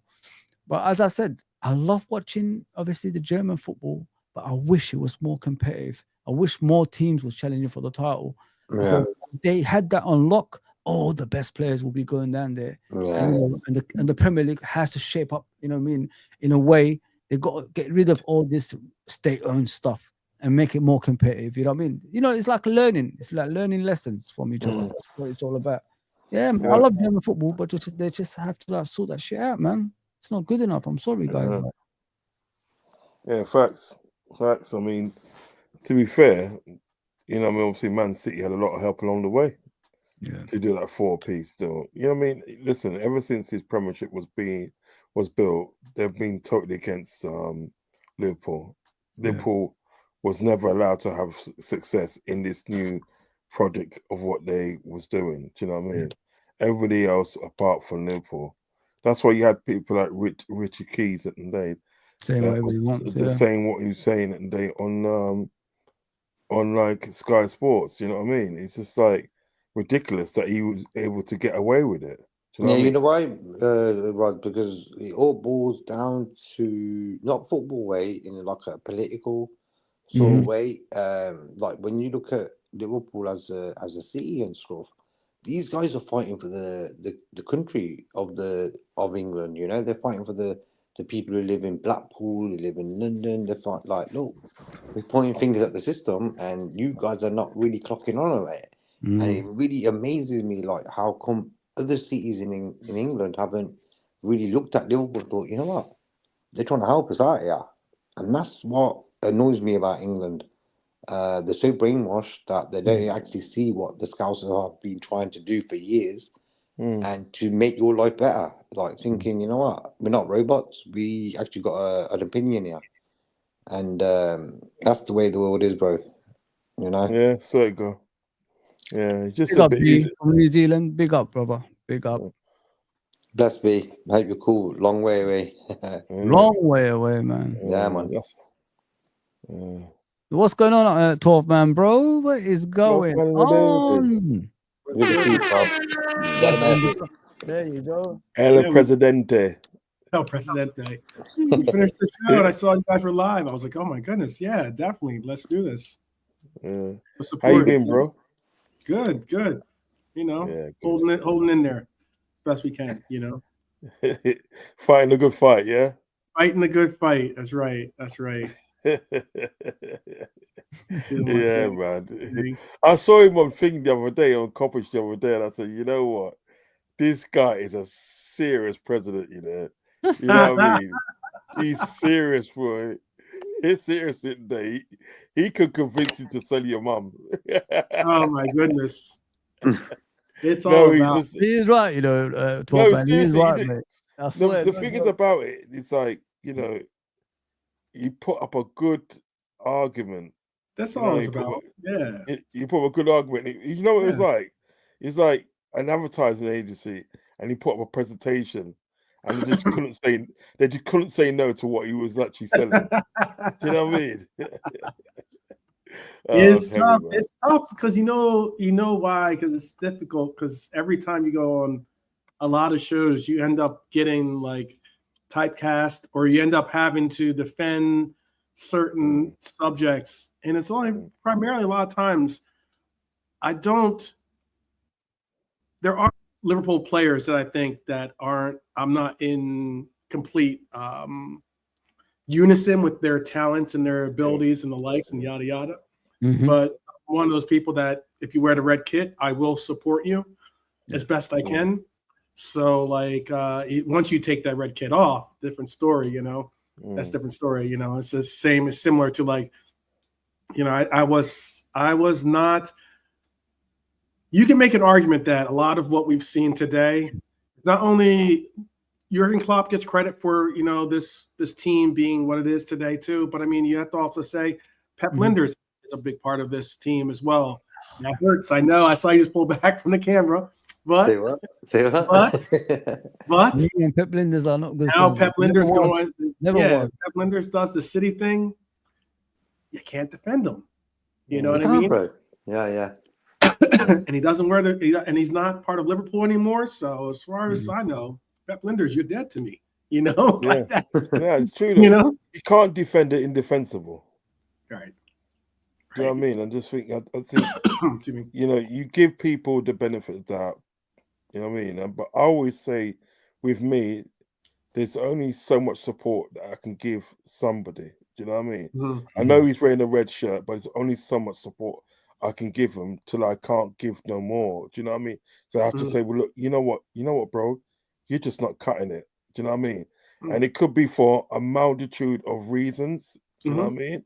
You know, but you're just not cutting it, bro. And, you know, I feel that certain members of the team are carrying you, much less than, you know, you being integral part of that team. Do you understand what I'm getting at? Do you know what I mean? I get what you're getting. I get what you're getting at. No, yeah. No, but you know what I mean? All right, look, listen, you know, you got, excuse me, you got something like Jota, which I love Jota. I love that player. You know, when he came in to the club, I said, this is the shit I'm talking about. You know what I mean? This is what we should be getting in it. But like, with the fact of his availability, do you know what I mean? With the team, knowing what ability he has got, it then becomes frustrating. And then obviously you get behind the player and you support him, you know what I mean? Because obviously he's wearing a red. But then when it comes a time at the day, look, you say to yourself, I cannot defend you anymore because I keep on defending you. And you keep on sort of like going back on the bad availability in that. Because the only thing about sort of like Jota that I will say is his availability. Everything else is fine. Everything else I like. You know what I mean?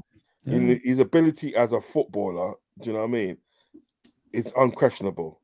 You can't question it. His ability as a footballer. Can I ask this question then for both of you? Because it sounds like Fozzie is it's in the same realm. Is it about what you've got in the bank? If you know what I mean? Like as in how much credit you have in the bank for you, or is it just cut and dry? If you're just not cutting it, I gotta cut you loose. You know what? It's a bit of both. You know what I mean? Because like I've given, obviously, this is me now. You know what I mean? Like with Jota, I'm just asking a question. I get what you're saying. You know what I mean? And it's a valid question. Don't get me wrong, valid question. But like, you know what I mean? Like I wasn't the sort of person that like the first, you know, first major time that he became unavailable that I said, nah, bid him. You know what I mean? Yeah. You know, I've given like a season after season, but it gets to a time like maybe it could be like the first season, it could be the fourth season. Yeah. But it gets to the time you think to yourself, well, your availability record is not good. Nope. And I've stuck by you for those times. I've stuck by you and said, nah, man, he's all right. He's all right. But there comes a time we have to say, well, look, bro, for the good of the team, you're going to have to go because like your availability is not up to scratch. Do you know what I mean? It's like with, do you know what I mean? With Darwin, you know what I mean? I mean, Darwin, I'm a Darwin fan. No, I'm a Darwin fan. Do you know what I mean? You know? So I was willing to give him 3 seasons to see what he can do. And I've given him 3 seasons, and he's still not clocking up the numbers and still not doing what I feel he should be doing. However, did Origi do that for you? I loved Origi. Oh yeah, I loved Origi. Don't diss my Rigi, bro. Okay, so then, so Don't diss my Rigi. so allow for me to have this. I'm gonna go back and forth. I'm not gonna take up much of your Yeah, go for it, bro. Go for it. With the Rigi, there's some that say that Rigi didn't, strive to be a first teamer or anything like that, Yeah. It is. However, he had bag of moments.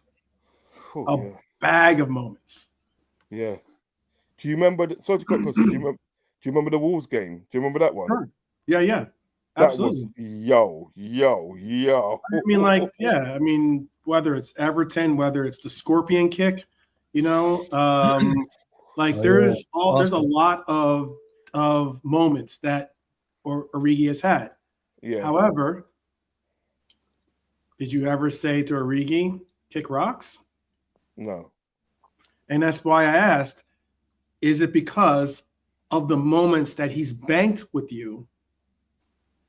Because he hasn't been, he could have and should have been, possibly he's an outright number 9. Yeah. But yet he didn't measure up to be our starting number 9. And he was here for how many years? Yeah, he's not really good, but the thing is about it. I'm just making an argument. No. I'm not saying I don't like Origi. Of course I don't. No. Yeah. I totally understand what you're saying, and it makes sense. It makes sense. But seeing is that both Jota and Darwin Nunez, I'm a fan of them. I am a fan of them. Do you know what I mean? As I said, I said in the beginning, and then when Jota come into the club, I said, yeah, this is the shit I'm talking about. Do you know what I mean? And he had one season at the day, if you remember, he had one season where he was injury free and he scored 20 goals in he was he was phenomenal that season. Phenomenal. Yeah, phenomenal. So if you get what I'm saying, if you get what I mean, for the next season and day, to not be available, and the season after that not be available as much. I'm not saying he wasn't available at all, but as much, you know what I mean? Then your number's gone down, and we don't see much of you. And then there are certain games where you think to yourself, well, you know what? And then this game needs this game needs a Jota. This game needs a Jota, and he's not available because he's injured. You know what I mean? And when he's injured, he's injured for large amounts of period. Do you know what I mean?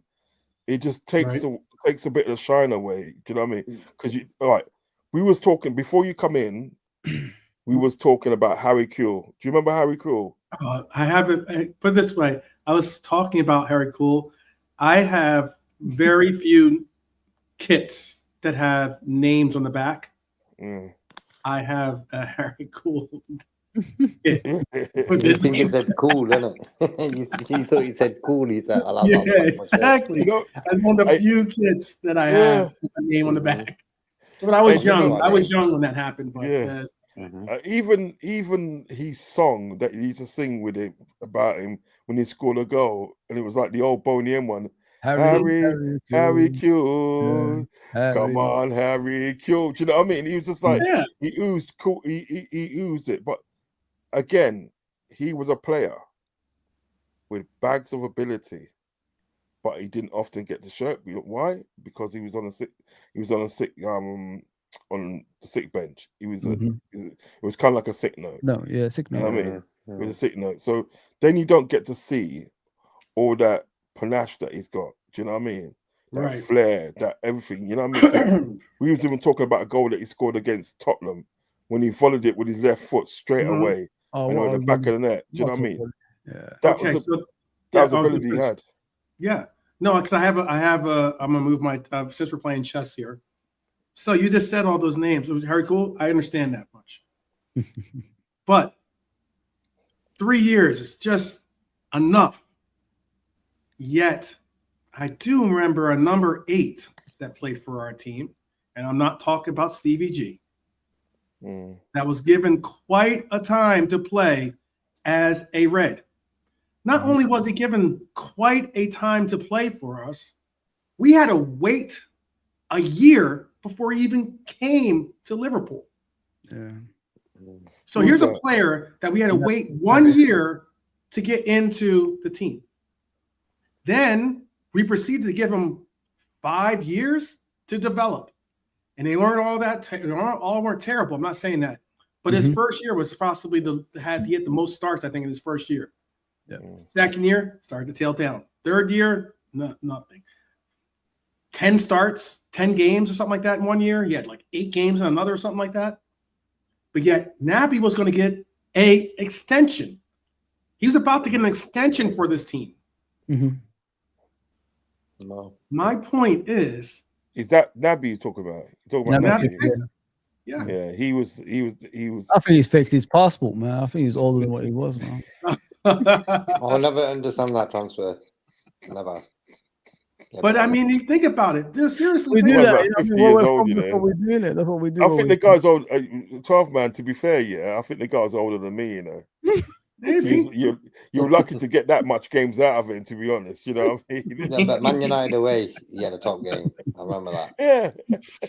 Oh, that Man people United say game that. was his pinnacle game. That Man United game. And guess what happened to him in that Man United game? Pogba said, "I've had enough of that," Yeah. and took him out. Yeah. Took him out. Yeah. I mean, you know He had to what? be, and he had to be ushered out on a stretcher. That was kind of like the S for a player to have the game of his season, game of his career with Liverpool at Old Trafford, at Old Toilet, I should call it actually, right? Yeah, you know. And then to be brought out on a stretcher. Yeah. I think at the But day. next year he returned next year. Yeah, I think next year? I honestly feel that 12 man with Naby Keita, he should have gone 3 seasons before he went. Yeah. You know what I mean?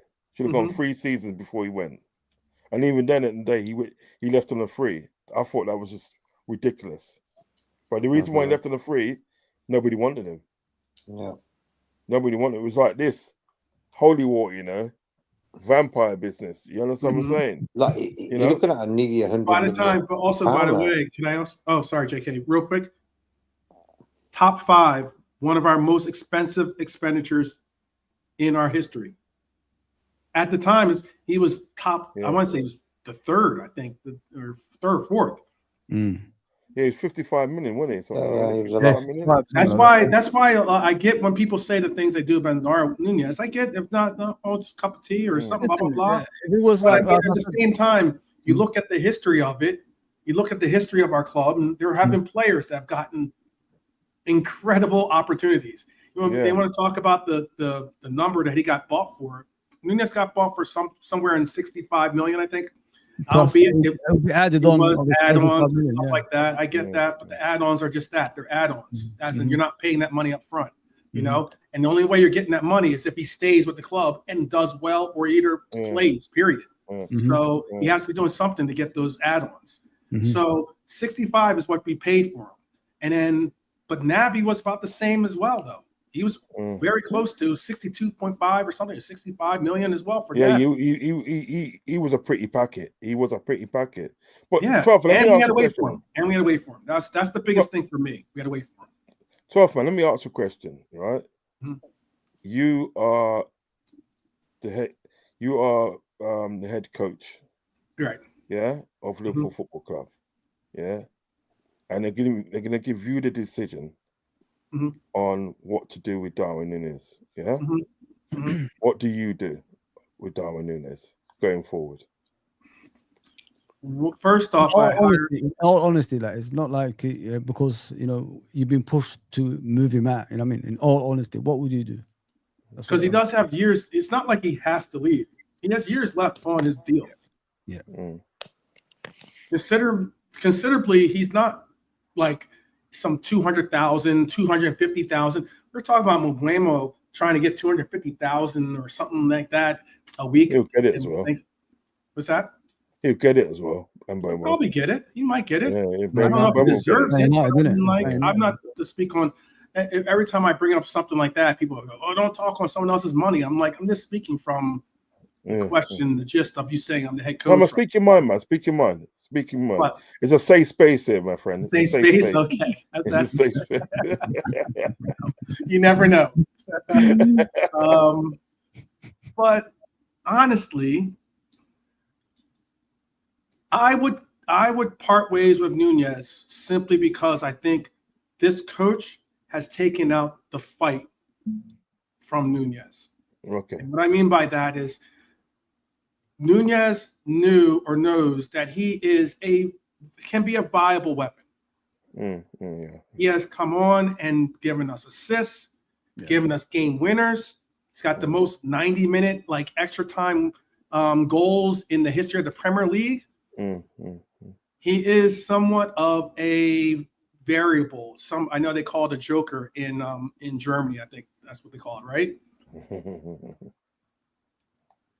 And yet he still gets crucially criticized as being not good enough or not sufficient or whatever.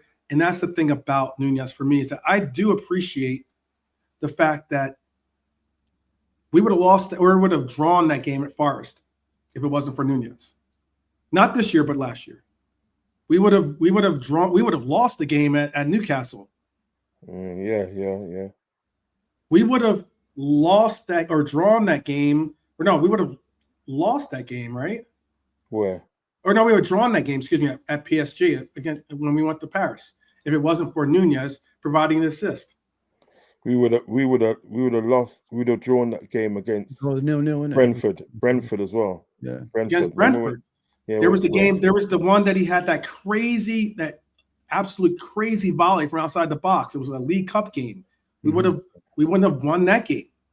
Yeah. We wouldn't have won. We most likely would have won against Southampton. But one of the reasons why we did win in that League Cup game was because of his goal. These are things I notice and recognize and appreciate because he's a variable. And a lot of the goals that we got from him are either those kinds of goals that no one else stepped up but him. Yeah. And but yet when we speak on him or speak about his talents or what he brings to the team, everyone goes blank on those accomplishments. Everyone goes blanks on those contributions. That's what's troubling and I struggle and get frustrated over. Is that I'm not saying he's the best striker in the league. I'm not saying he should start every game. I'm not saying any of those things. But I am saying that he does contribute something. Yeah, recognize, isn't it? And recognize that he's that's got the only thing I ask from a player is that you contribute. If you're an outright negative or you're someone that detracts from the team or doesn't bring anything to the team, then get the heck out of the team. But for you to say that Nunez has not brought any contribution to this team, that's just someone speaking from agenda, in my perspective. And that's why I defend them so adamantly, because often that's the scenarios that I go back do you think 12 man? Do you think that he will be better served in another league? That he will thrive more better in something like Spain, Italy, Germany, and so forth? See, this is what I'm feeling.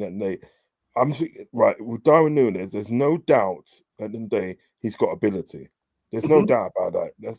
You cannot get away from that. He's got ability, but for some reason he's not able to showcase it enough in this league. Do you know what I mean? You know, because we look at the time. If he was at Arsenal, real quick interjection. I bet you, if he was at Arsenal, this league would have been possibly a different story. How about that? I'll go as bold as to say something like that. Do you reckon? Yeah. Why do you feel that then? Because the one thing that Arsenal does not have is a real gunman. Not saying he's a gunman, I should say that word. He's a real point striker, a real outright striker that you can just deliver passes through. Odegaard will be looking for him. At Liverpool though, 12 man. He gets that here, but he misses. That's the thing. No, he doesn't. He does. He misses a lot. When you tune in tomorrow to my striker role, you can see what I've done because I've broken down the striking positions that he gets. I've broken down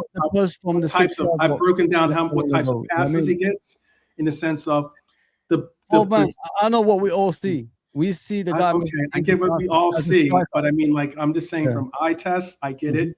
There's the eye test merchants. I get that. I am eye test. I'm just trying to go across that. Someone might tell me, oh, well, he's not good at this, he's not good at that. And I'll say, okay, cool. But statistics don't bear that. Well, I can have my own eyes, you can have your own eyes. But one thing we'll share is statistics. I think. So you looking at you. So 12 man, are you looking at the data? You looking at the data? Yeah. I'm looking at the data.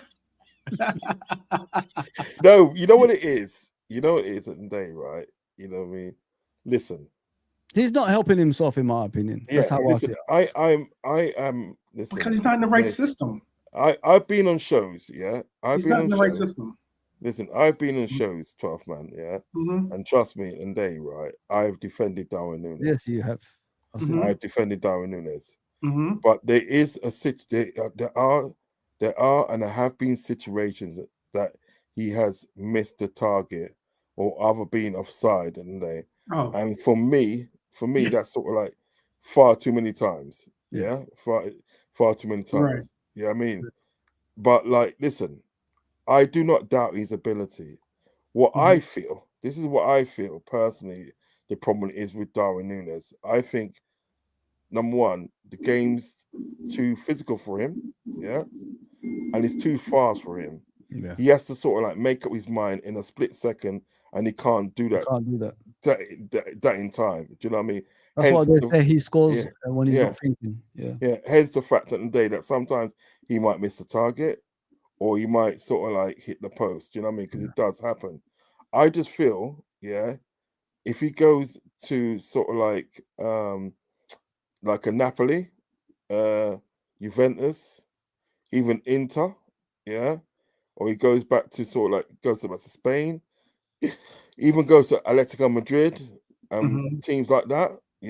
I think at the end of the day, right, you're seeing a totally different Darwin Nunez. You know what I mean? To the fact that the day, to the fact that the day, people are gonna start thinking. Even Liverpool fans gonna start thinking, why do we get rid of him? Do you understand what I'm saying? Yeah. I just don't think that's the thing about it, though, is that like the thing about it is that I can understand your comment if it was a comment made from a player that we've never seen play football before. We've seen him play football because of his play in the Champions League. That's what caught Klopp's eye. Because of his excellence in the Portuguese league, that's what caught a lot of people's fervor, thinking he could do something here in the Premier League. Okay, excuse me. But he's played well in Portugal. The goal's no different. Hold on, I can say the goal's no different. That is my point. I know, but I'm just going to say the goal's no different in the Portuguese league. No, but what it is in the league here. What it is, tough man. So to cut across you. I understand what you mean, and that's my point. Because what it is in the Portuguese league, right? Yeah, it's played different to the English league. The Italian league is played different to the English league. That's what I'm trying to say. Where we've seen like Darwin Nunez and they right at Benfica and do a madness. Do you know what I mean? Because they're playing to his strengths. That's his type of play. Yeah. When it comes to sort of like England and it's a different pace. Right. Let me give you a story. I've said this before. I'm going to give you a story. Graham Souness, when he left Liverpool, he went to Sampdoria, played for Sampdoria.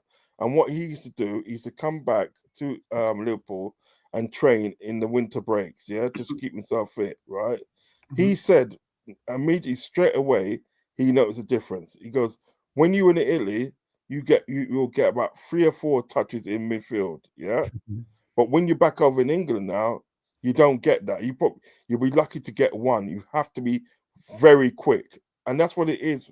The comparison between sort of like Portuguese football and English football is more physical and it's more quicker. Do you know what I mean? Whereas in Portugal, Spain, and Italy, you'll get chance to do what you want to do. In England, it's unforgiving. It's really unforgiving. You're not going to get chance to do what you want to do. You have to be quick. And Darwin Nunez, he hasn't got that. He's got every other ability, but he hasn't got that. You know what I mean? And that's what I think is. I don't think he's a bad player, right? I don't hate him as a player.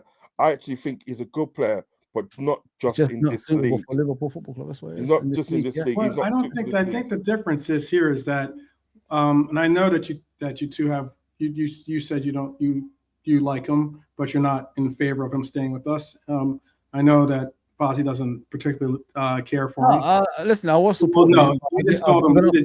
Some of the things you said. Exactly. No, but listen, 12 man, I got to be honest about him. Yeah. Okay. That's all I'm saying. Let me just tell you how I think of him. Yeah. At first, when he first came in, I'm like all Liverpool fans. I give players chances, you know what I mean? And I support you. I'll say things about you. I even look at you as a player and see what you could improve on and how you're going to progress as a player. I did all that with him. You could go and look at my streams previously. I put my obviously graphic there, and I told people what he has to do and all that stuff. The thing that angers me, 12 man, is there's no improvement since he first came to Liverpool. He's just decreased. He's just got worse. I know you're talking about the system and all that stuff, but he has to do something to help himself as well. Stay after training, practice more, do something different. Like, like if you're a striker, curl your runs towards the box. He just runs straight and he gets offside all the time and things like that. That's what angers me when I watch him, guys. He doesn't improve his game. This is what pissed me off. Then I still gave him a chance. Then it's 3 seasons later. It's going to be 4 seasons. It's going to be 5 seasons. We can't keep waiting for a player that we bought for a lot of money to improve, guys. That's how I see it, football. I gave him his chance. He's not suitable to Liverpool Football Club. Just move on. That's how life is. We're not, I mean, things change, and you have to change it at some point. And I think this is the time. I'm not even fighting. So okay, so I heard both your pieces. Let me say my piece then too. Go on, man. I'm not fighting to keep Nunez on a part of this team. I'm not saying that he needs to be a part of this team because, like anything, any player is replaceable. Okay. However, what I can say is this: why I say sometimes I believe people don't necessarily give him his proper due or proper appreciation is that for someone to say he's regressed the 3rd year, yes, but that's because it's a different system. You just said he didn't get better. He got undeniably better, considering in his first year he had about, I think it was 18 or 19. I'd have to look it up, but he had a little bit under 20 GA his first year. Okay. But in his second year, he had 33 GA. So if you ask any person, has this player gotten better? They would arguably say, or without a doubt say, yes, he's improved his talents. So where do dog? Where's it going? But sorry about that. I'm gonna keep going. Just my dinner's arriving. Sorry. I thought he's up to no good fella. No. You know what I mean? I thought he's one of them things. Do you remember that guy, that boxer, Hector Camacho? Yeah, of course. What happened to him? You remember in Portuguese? Camacho, yeah. Yeah, but he's basically getting filleted whilst driving, would he? No, it's not that. It's not that at all. He did. He was getting it. Oh, I'm not saying. I'm saying me. I'm saying with me. Oh, right. So no. Not at all. Not at all. You want to tell us anyway? Carry on. Yeah. Dua Lipa's on tour right now. She's not here. But listen, she's crazy hype. You know? She's crazy hype. I'm trying to turn her from an Arsenal fan to a Liverpool fan. I'm doing my best. But let me say this. Whether it's some of the chat, I see some of the chat saying some interesting points. Like sometimes Genghis Hassan says, sometimes I wonder if Nunez got one more clutch goal, whether he'd be considered Origi status. That's a good question. Trudon says, would have lost to Arsenal had he not provided that assist to Salah. Case in point, the reason why Salah says he plays so well, the only other he likes to play with more is Bobby. Other than that, it's Nunez for a reason. And the reason is because he unlocks certain portions of his game that aren't unlocked by other players from their skill sets. I get that you can say what you want about his skills or his intelligence. That's I don't agree with those points, but that's on you. That's your opinion. But what I can say is that these players love him. These players that he plays with on this team love him for a reason, because they know that he is always going to go out there and put out 100%. He's always going to be that loose cannon that can create something for you because you just can't figure out his game. He's that Captain Chaos, if you want to put it. All right. And what I can say too is, the cross in the last game by Nunez to Cody Hakpo. That was huge.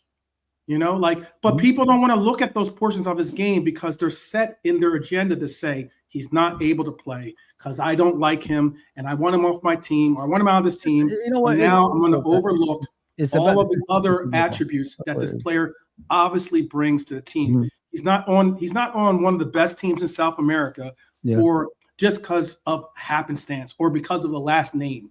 Okay. He's not a part of the best team in England simply because he lucked out by the lottery. I'm just trying to get across that this current system, I'll land.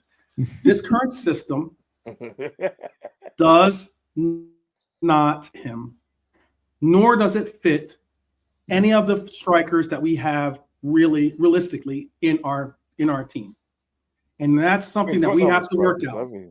And that's why when I hear people speak on this talent or that talent, this player had a breakout season of whatever he had his first year here for us, something like 18 or 19 GA his first year. His second year, he practically doubled it and went to 33 GA. His third year under a new coach, he did not do well. And that was from a coach that from very day one said, Jota, however you want to pronounce it, was my striker. So therefore, even though he fits against certain teams, he's a better component against certain teams, this coach still decided to put in Jota no matter how Jota played. Even though he's a confident striker, they still went with Jota no matter what. Even if Jota stunk out the house, he still got playing time. Yeah. And Nunez did not get accredited that kind of confidence or that kind of confidence in the player. And thus, why I say Slot has taken out the dog that was in Nunez. And that's why I'm willing to say, thank you, Nunez. I appreciate you. But I think that you're going to show the world that you're a better player someplace else. I think he would anyway. I've said that. I said that them days. So like, if he went somewhere else, you know what I mean, like another country or whatever, I think he does cook. You know what I mean? He does cook a lot. Do you know what I mean? And people can be wonder why we got rid of him because when it's a bit like a Diego Forlan. Do you know what I mean? It's like when he went into not back to Spain, but when he went into Spain and went to Villarreal, got his career back in track. And then when he went to Atletico Madrid, he did a madness. When he went there, you know what I mean? He did a madness. You know what I mean? He actually put Liverpool out the UEFA Cup at that time. It's called the UEFA Cup. He put us out the UEFA Cup in the semi-finals. Can I ask you, you two, do you think that we are a better team than PSG? I think if we had squad depth, yes. I think so. So we're not. I looked at last season. If they played us in the first half of the season, I think we would have beat them. You know what I mean? So you look at those two games that we faced them, home and away. Right, when we played them. Yeah. So obviously we beat them 1-0 away, and they beat us obviously 1-0 here, and penalty shootouts. Obviously we didn't really show up in that game, but at that time we was in a bad form. If you look at before that game, we wasn't winning convincingly. As I said, I think if we had squad depth, I honestly think we would have been better than PSG. Don't forget, PSG had to qualify through the qualifier stage as well. 12th man, they didn't really go through the group stage and got to. I'm not asking any of those. I didn't. My question was simply, do you think we're a better team? Than I think we are. I think we are. At the time, and at the times we played them, do you think that we should have beat them? The first game, no. Second game, maybe. You know what I mean? Because we had more of the game at times in the second game. The first game, no. But as I said, the players weren't playing well anyway at that time. But I would have loved to seen us, when we was in the first half of the season playing. But the first game we did win, though. No. But we didn't play well. It was Alisson that saved the game. Don't forget. I know you might not want. It wasn't Alisson saved the day. He played exceptional. Yeah, we didn't get. Name me a chance apart from the goal, 12 man. That's my point. Of when Nunez got subbed in and Elliott got subbed in, it was a difference. Yeah, but we kept a clean sheet throughout that game. But as I said, if they faced the Liverpool in the first half of the season, I think it would have been a different game. I think the players got tired eventually. That's why they played the way they played against us. Listen, we'll see next season, innit? We'll see next season. I honestly think we're a better team. It's just the depth of the squad didn't help us at all. That's what I think in the second part. And the fact, another fact of what he, which Arne Slot, this is where I talk about the experience of Arne Slot. You know what I mean? This is what I talk about with Arne Slot. It's like he persists in using a 15, 16-man squad. Do you know what I mean? Well, that's the point of why you. I heard there was no 12 man. Let me say something. I'm just having a discussion. I'm not. I mean, no. I know it's a discussion. You know what I mean? I'm not wrong. I totally understand where you're coming from when you're talking about Darwin Nunez and obviously. I was going to talk about Elliott too. I mean, like I'm just saying, we said no. There was no depth in our team. Yet the depth in our team won us that in game. a sense of the manager. He doesn't. The manager. What the manager Right. did. Okay, What the that's manager something we're in did. agreement with. I agree that the manager's usage of our team's reserves is not how you go about. It's not how you go about with a team in the Premier League or a team that's competing in 4 competitions. Exactly. You can't do that. And that's why most notably, like, again, we're talking about a player, whether you're talking about Elliott or about Nunez, but all the same, those 2 players, I get it. You don't want to give Nunez credit for the assist he gave to Elliott. That's all cool. But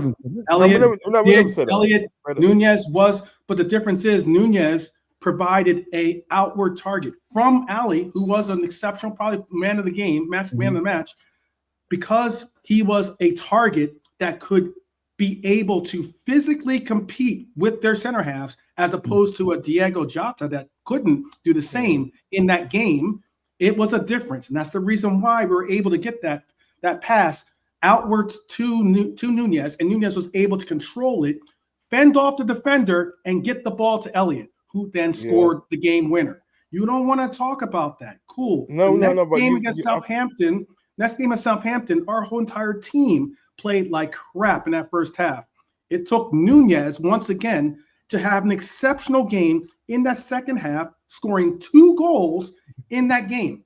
A game that we should have probably rotated, which I do agree with, more heavily on in a game against a Southampton team that we should beat with our eyes closed.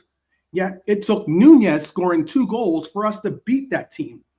Thus, when we went to PSG and hosted them at Anfield, you would think that this coach would have put in Nunez, considering he was the only forward we had that had any type of progress against a PSG team. I'm not saying you have to start Nunez for every game, but against this particular team, he's a better outlet. But what our coach do? I'm going to interject here, bro. Yeah, I'm going to go after because I'm getting tired. But great chat, guys. Great chat. Obviously, everybody has their own way of thinking. Yeah. I've got no issues with the way Arne Slot has managed the team this season, because as they say, you live by the sword, you die by the sword, didn't it? That's how it is. He took his own way to win the league title. This season, he didn't really fancy the Champions League because he should have rotated the squad better. In my opinion, yes. So I saw it as a squad depth. It didn't happen. Okay, we move on from there. You know why we didn't win the league a few seasons like in the past? Because the reasons are we keep playing these players that don't really perform on a consistent basis. This season, what he did was he took away the likes of Darwin Nunez, the Harvey Elliott's and all that stuff, and he stuck with these guns, which is the 11. As soon as he stuck with that 11, he's won more or less every game that he participated. Obviously, he lost odd one here and there against obviously Nottingham Forest and that stuff. What I'm trying to say is previous managers have given these players chance after chance after chance to prove us wrong. It never worked.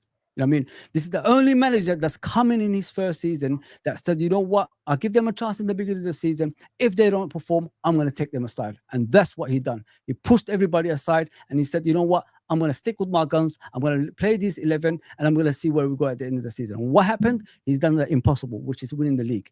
You know, like I said to you, Top Man, normal circumstances, Every manager that's before Arne Slot have given these players chances, and we've never won any competition. The most important thing for me here is winning league titles. I'm not here to, give players chance here, players chance there, just to prove people wrong that they could do something. I mean, that's what I'm trying to say to you. This is the first time I've seen a manager, said, fuck this shit. Get rid of all these players. I gave them a chance. It's not working there. Let me stick with my guns and stick with the same 11 and look at the rewards after that. We won the league. I mean, this is what I'm trying to tell you guys. You've got to look at from that kind of, areas. We've given these players chance after chance on the club. They just didn't perform. And it's the first time a manager who said, you know what, let's get rid of this and look at the rewards. We won the fucking league. And we're still arguing about players. You got number 20, innit? You got number 2. The only what I would say, like, in closing this, don't get me wrong. I literally, I agree with most of the stuff. I agree with most of what you're saying, and like, I'm a supporter. I'm a supporter at the end of the day of Darwin Nunez, right? Yeah. But obviously at the end of the day, obviously the little flashes that he does and everything, it's not enough. Do you know what I mean? You need to be doing that sort of stuff, all the good stuff that you talked about him doing. You need to be doing that on a constant basis. Do you know what I mean? And what it is at the end of the day, under Jurgen Klopp, because Jurgen Klopp wanted to prove people wrong, yeah. Under Jurgen Klopp gave him chance after chance, and he still did not sort of like properly deliver. Yes, there were moments at the day where he done very well. There were moments at the day where he scored goals, yeah. But for a striker, for the amount of money that we bought him for, and for the fact that the day, all the emphasis we had on him, he should have been doing a lot better. Now, when you look at it in the day, right, I feel at the day this league at the day is not for him. That is not a bad thing. That's not a slur on his character. That's not a slur on him. It just means that the day you take your services to another country in the day, right, and you will be much better, much stress-free, and you'll be a baller. Do you know what I mean? Exactly, yeah. You've tried it. You've tried 3 seasons. You tried 3 years in England, and it hasn't worked for you. That's how it goes. You know what I mean? You go to a job and then think that, right? And they might give you a 3 month trial, right? You give it your best shot. If you don't make it, well, at least you tried. Do you know what I mean? We're not saying at the day that Darwin Nunez at the day is a bad player. Neither are we saying that they will quit getting him out of club. We're just saying that they, I'm saying anyway, for the good of Darwin Nunez, he needs to be in another country where the style of football will suit his ability to cook. This style of football in England does not suit his ability because he's been given chance after chance after chance after chance at the day. And not being funny, I'm a sort of person today, right? I said it today, sort of like Arne Slot didn't rate him because he's obviously he's experienced and blah blah blah blah, right? But he's done something and day that's proved me wrong. He's come in and said, like, you know what, in the day, bro, you're gonna have one or 2 chances to prove yourself. If you don't do it, you're gonna hit the bench. Yeah, and you're gonna hit the bench because I want to win this title. And to be funny, not to be funny at the day, right? He has delivered with the players that he's put out there. He has delivered. Personally, I think in the last 4 games, we should have done a bit more professional. But right, that's not here or there. But he has delivered. He's done the impossible. He's brought us number 20. So the only way to go now and is sort of like up to 21. And you're not going to get that with players like Darwin Nunez. No. You have to be ruthless and clear them out. Do you know what I mean? You gave him a chance, man. Listen, you have to. You gave the guy a chance. He just couldn't. Like it didn't work. It's just like life in general. When things don't work, it's like being a woman, isn't it? You're being a woman and stuff. You don't stick with the same one. You guys, I understand your points, and I understand, or at least I understand your opinions. Or I can hear your opinions. I don't agree with them, but I can hear your opinions. I mean, everyone's worth their opinion. It just doesn't. I mean, just a lot of the things you say, or not a lot, but some of the things you're saying aren't statistically correct. Last year, I know you don't want to hear stats. I get that, but like last year, who was the most utilized sub for this team? It wasn't Darwin Nunez. Was it but Harvey? it was Elliott. Yeah. Elliott was one of the most consistent Yeah. players last year. He didn't get a Right? minutes. He didn't But get a then minutes this last year, but this year he can't even find the pitch. Mm. Okay. This year, who was the most used sub on our team? Probably Darwin, isn't it? It would be Darwin. So obviously, this coach doesn't think that there's no place for him because he's playing. If he didn't think there was any place for him to play, if there wasn't any place for him to contribute, then he wouldn't even be on the roster. He'd be sitting there with the same realization of a Chiesa, being like, why am I not getting picked for the starting line, or not for starting line, but for the bench at least? But he wrote about it on Instagram, didn't he? He did complain about it. I mean, so that's the way that we moved. He did complain about him like not playing on a regular basis on Instagram. So that's something you want anyway. That's something he said it today, because if I do play it, Liverpool's gonna have to pay $8 million. You know what I mean? And I was like killing it. Yeah, but the thing about it, honestly, it's been a great show, man. More debate. Yeah, got going. I like it. And you know what it is about with that? You know, it's the quick with 12 man. Yeah, I like when he comes on. Yeah, right. Because what it is, and he pushes me. I don't know how you feel, but he pushes me in the debate field. You know what I mean? He pushed me to that limit. You know what I mean? You know what I mean? And like.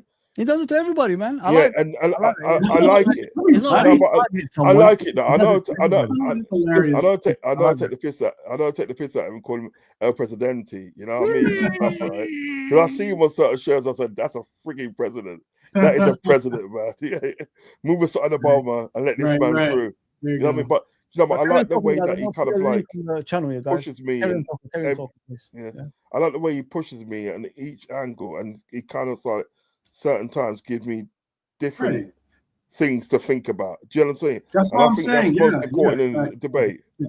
Yeah, that's very important. It's very important to have it when you're trying to have like an actual discourse or actually have a conversation. You know, like we all have agreements. In the 12 man. Yeah, we all have disagreements, and we all have different opinions or different viewpoints and the likes and such. But I mean, if all of us were just going to sit here and say, "Oh, like Nunez sucks, Nunez sucks," and this everyone says Nunez sucks, and then okay, cool, call the show Nunez sucks, say Nunez sucks, and we move on, you know. But I mean, like realistically, to have a honest debate, you have to have the other side of the conversation to be able to say, okay, well, you know what, I get your points, I get what you're saying, I get your eye tests are same as mine, but all the same, like, you know, there are things that we should converse on, and I think should be highlighted more, because often is the case, those types of conversations, we don't even hear that side of the story. We don't even hear that side of the debate.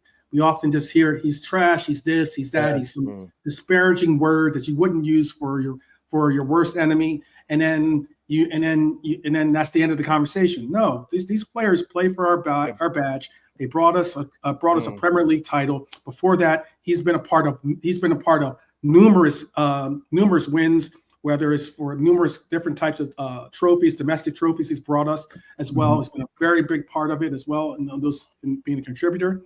And I think that not only him, but this is the reason I'm talking, is because the reason is not just for Nunez. I'm talking for Elliott, who I love. I love Elliott, and Elliott's getting pushed out. That's a player. That's a player I like. That's a player. But he's getting pushed out. He's getting pushed out of the team right now.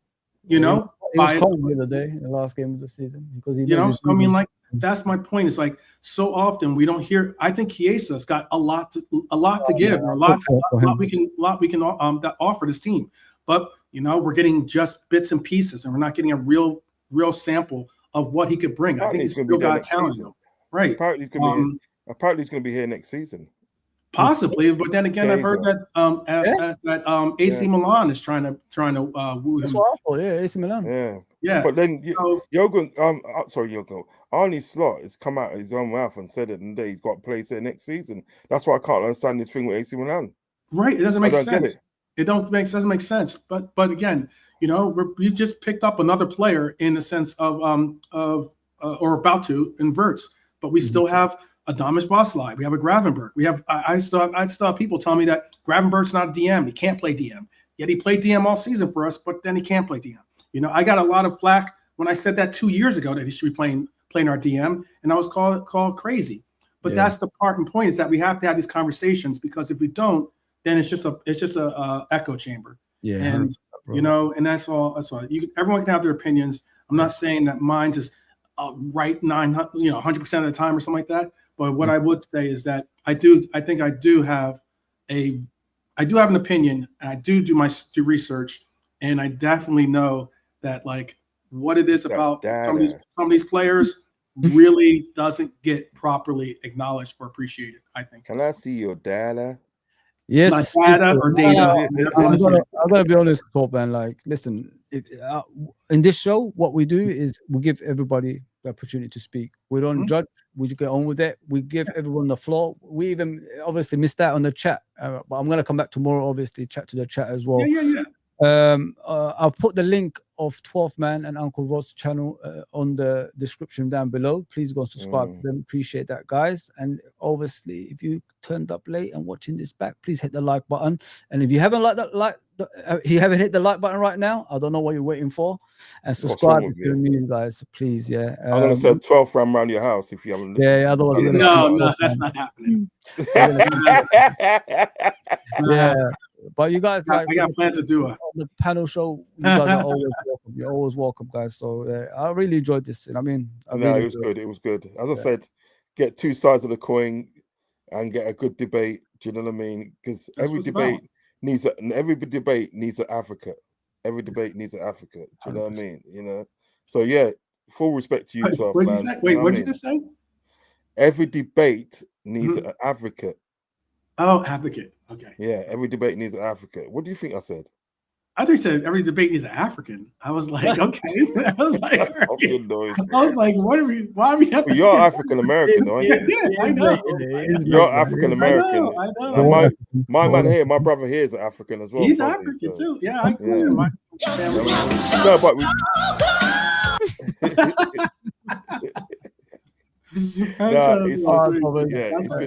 been a really good chat. It's been a really good chat, and you know what I mean. Honestly. I enjoy chopping up with you. Again, love the blessing all. Big up, bro. Thank you for that. It was a good show. It was a great show. We should be back anyway very, very soon, guys. So just keep an eye on the channel. Hit the notification bell on all of our channels, because it will alert you every single time we're on as well. Yeah, just see you. Take care, everybody. Bless. Love and respect, man.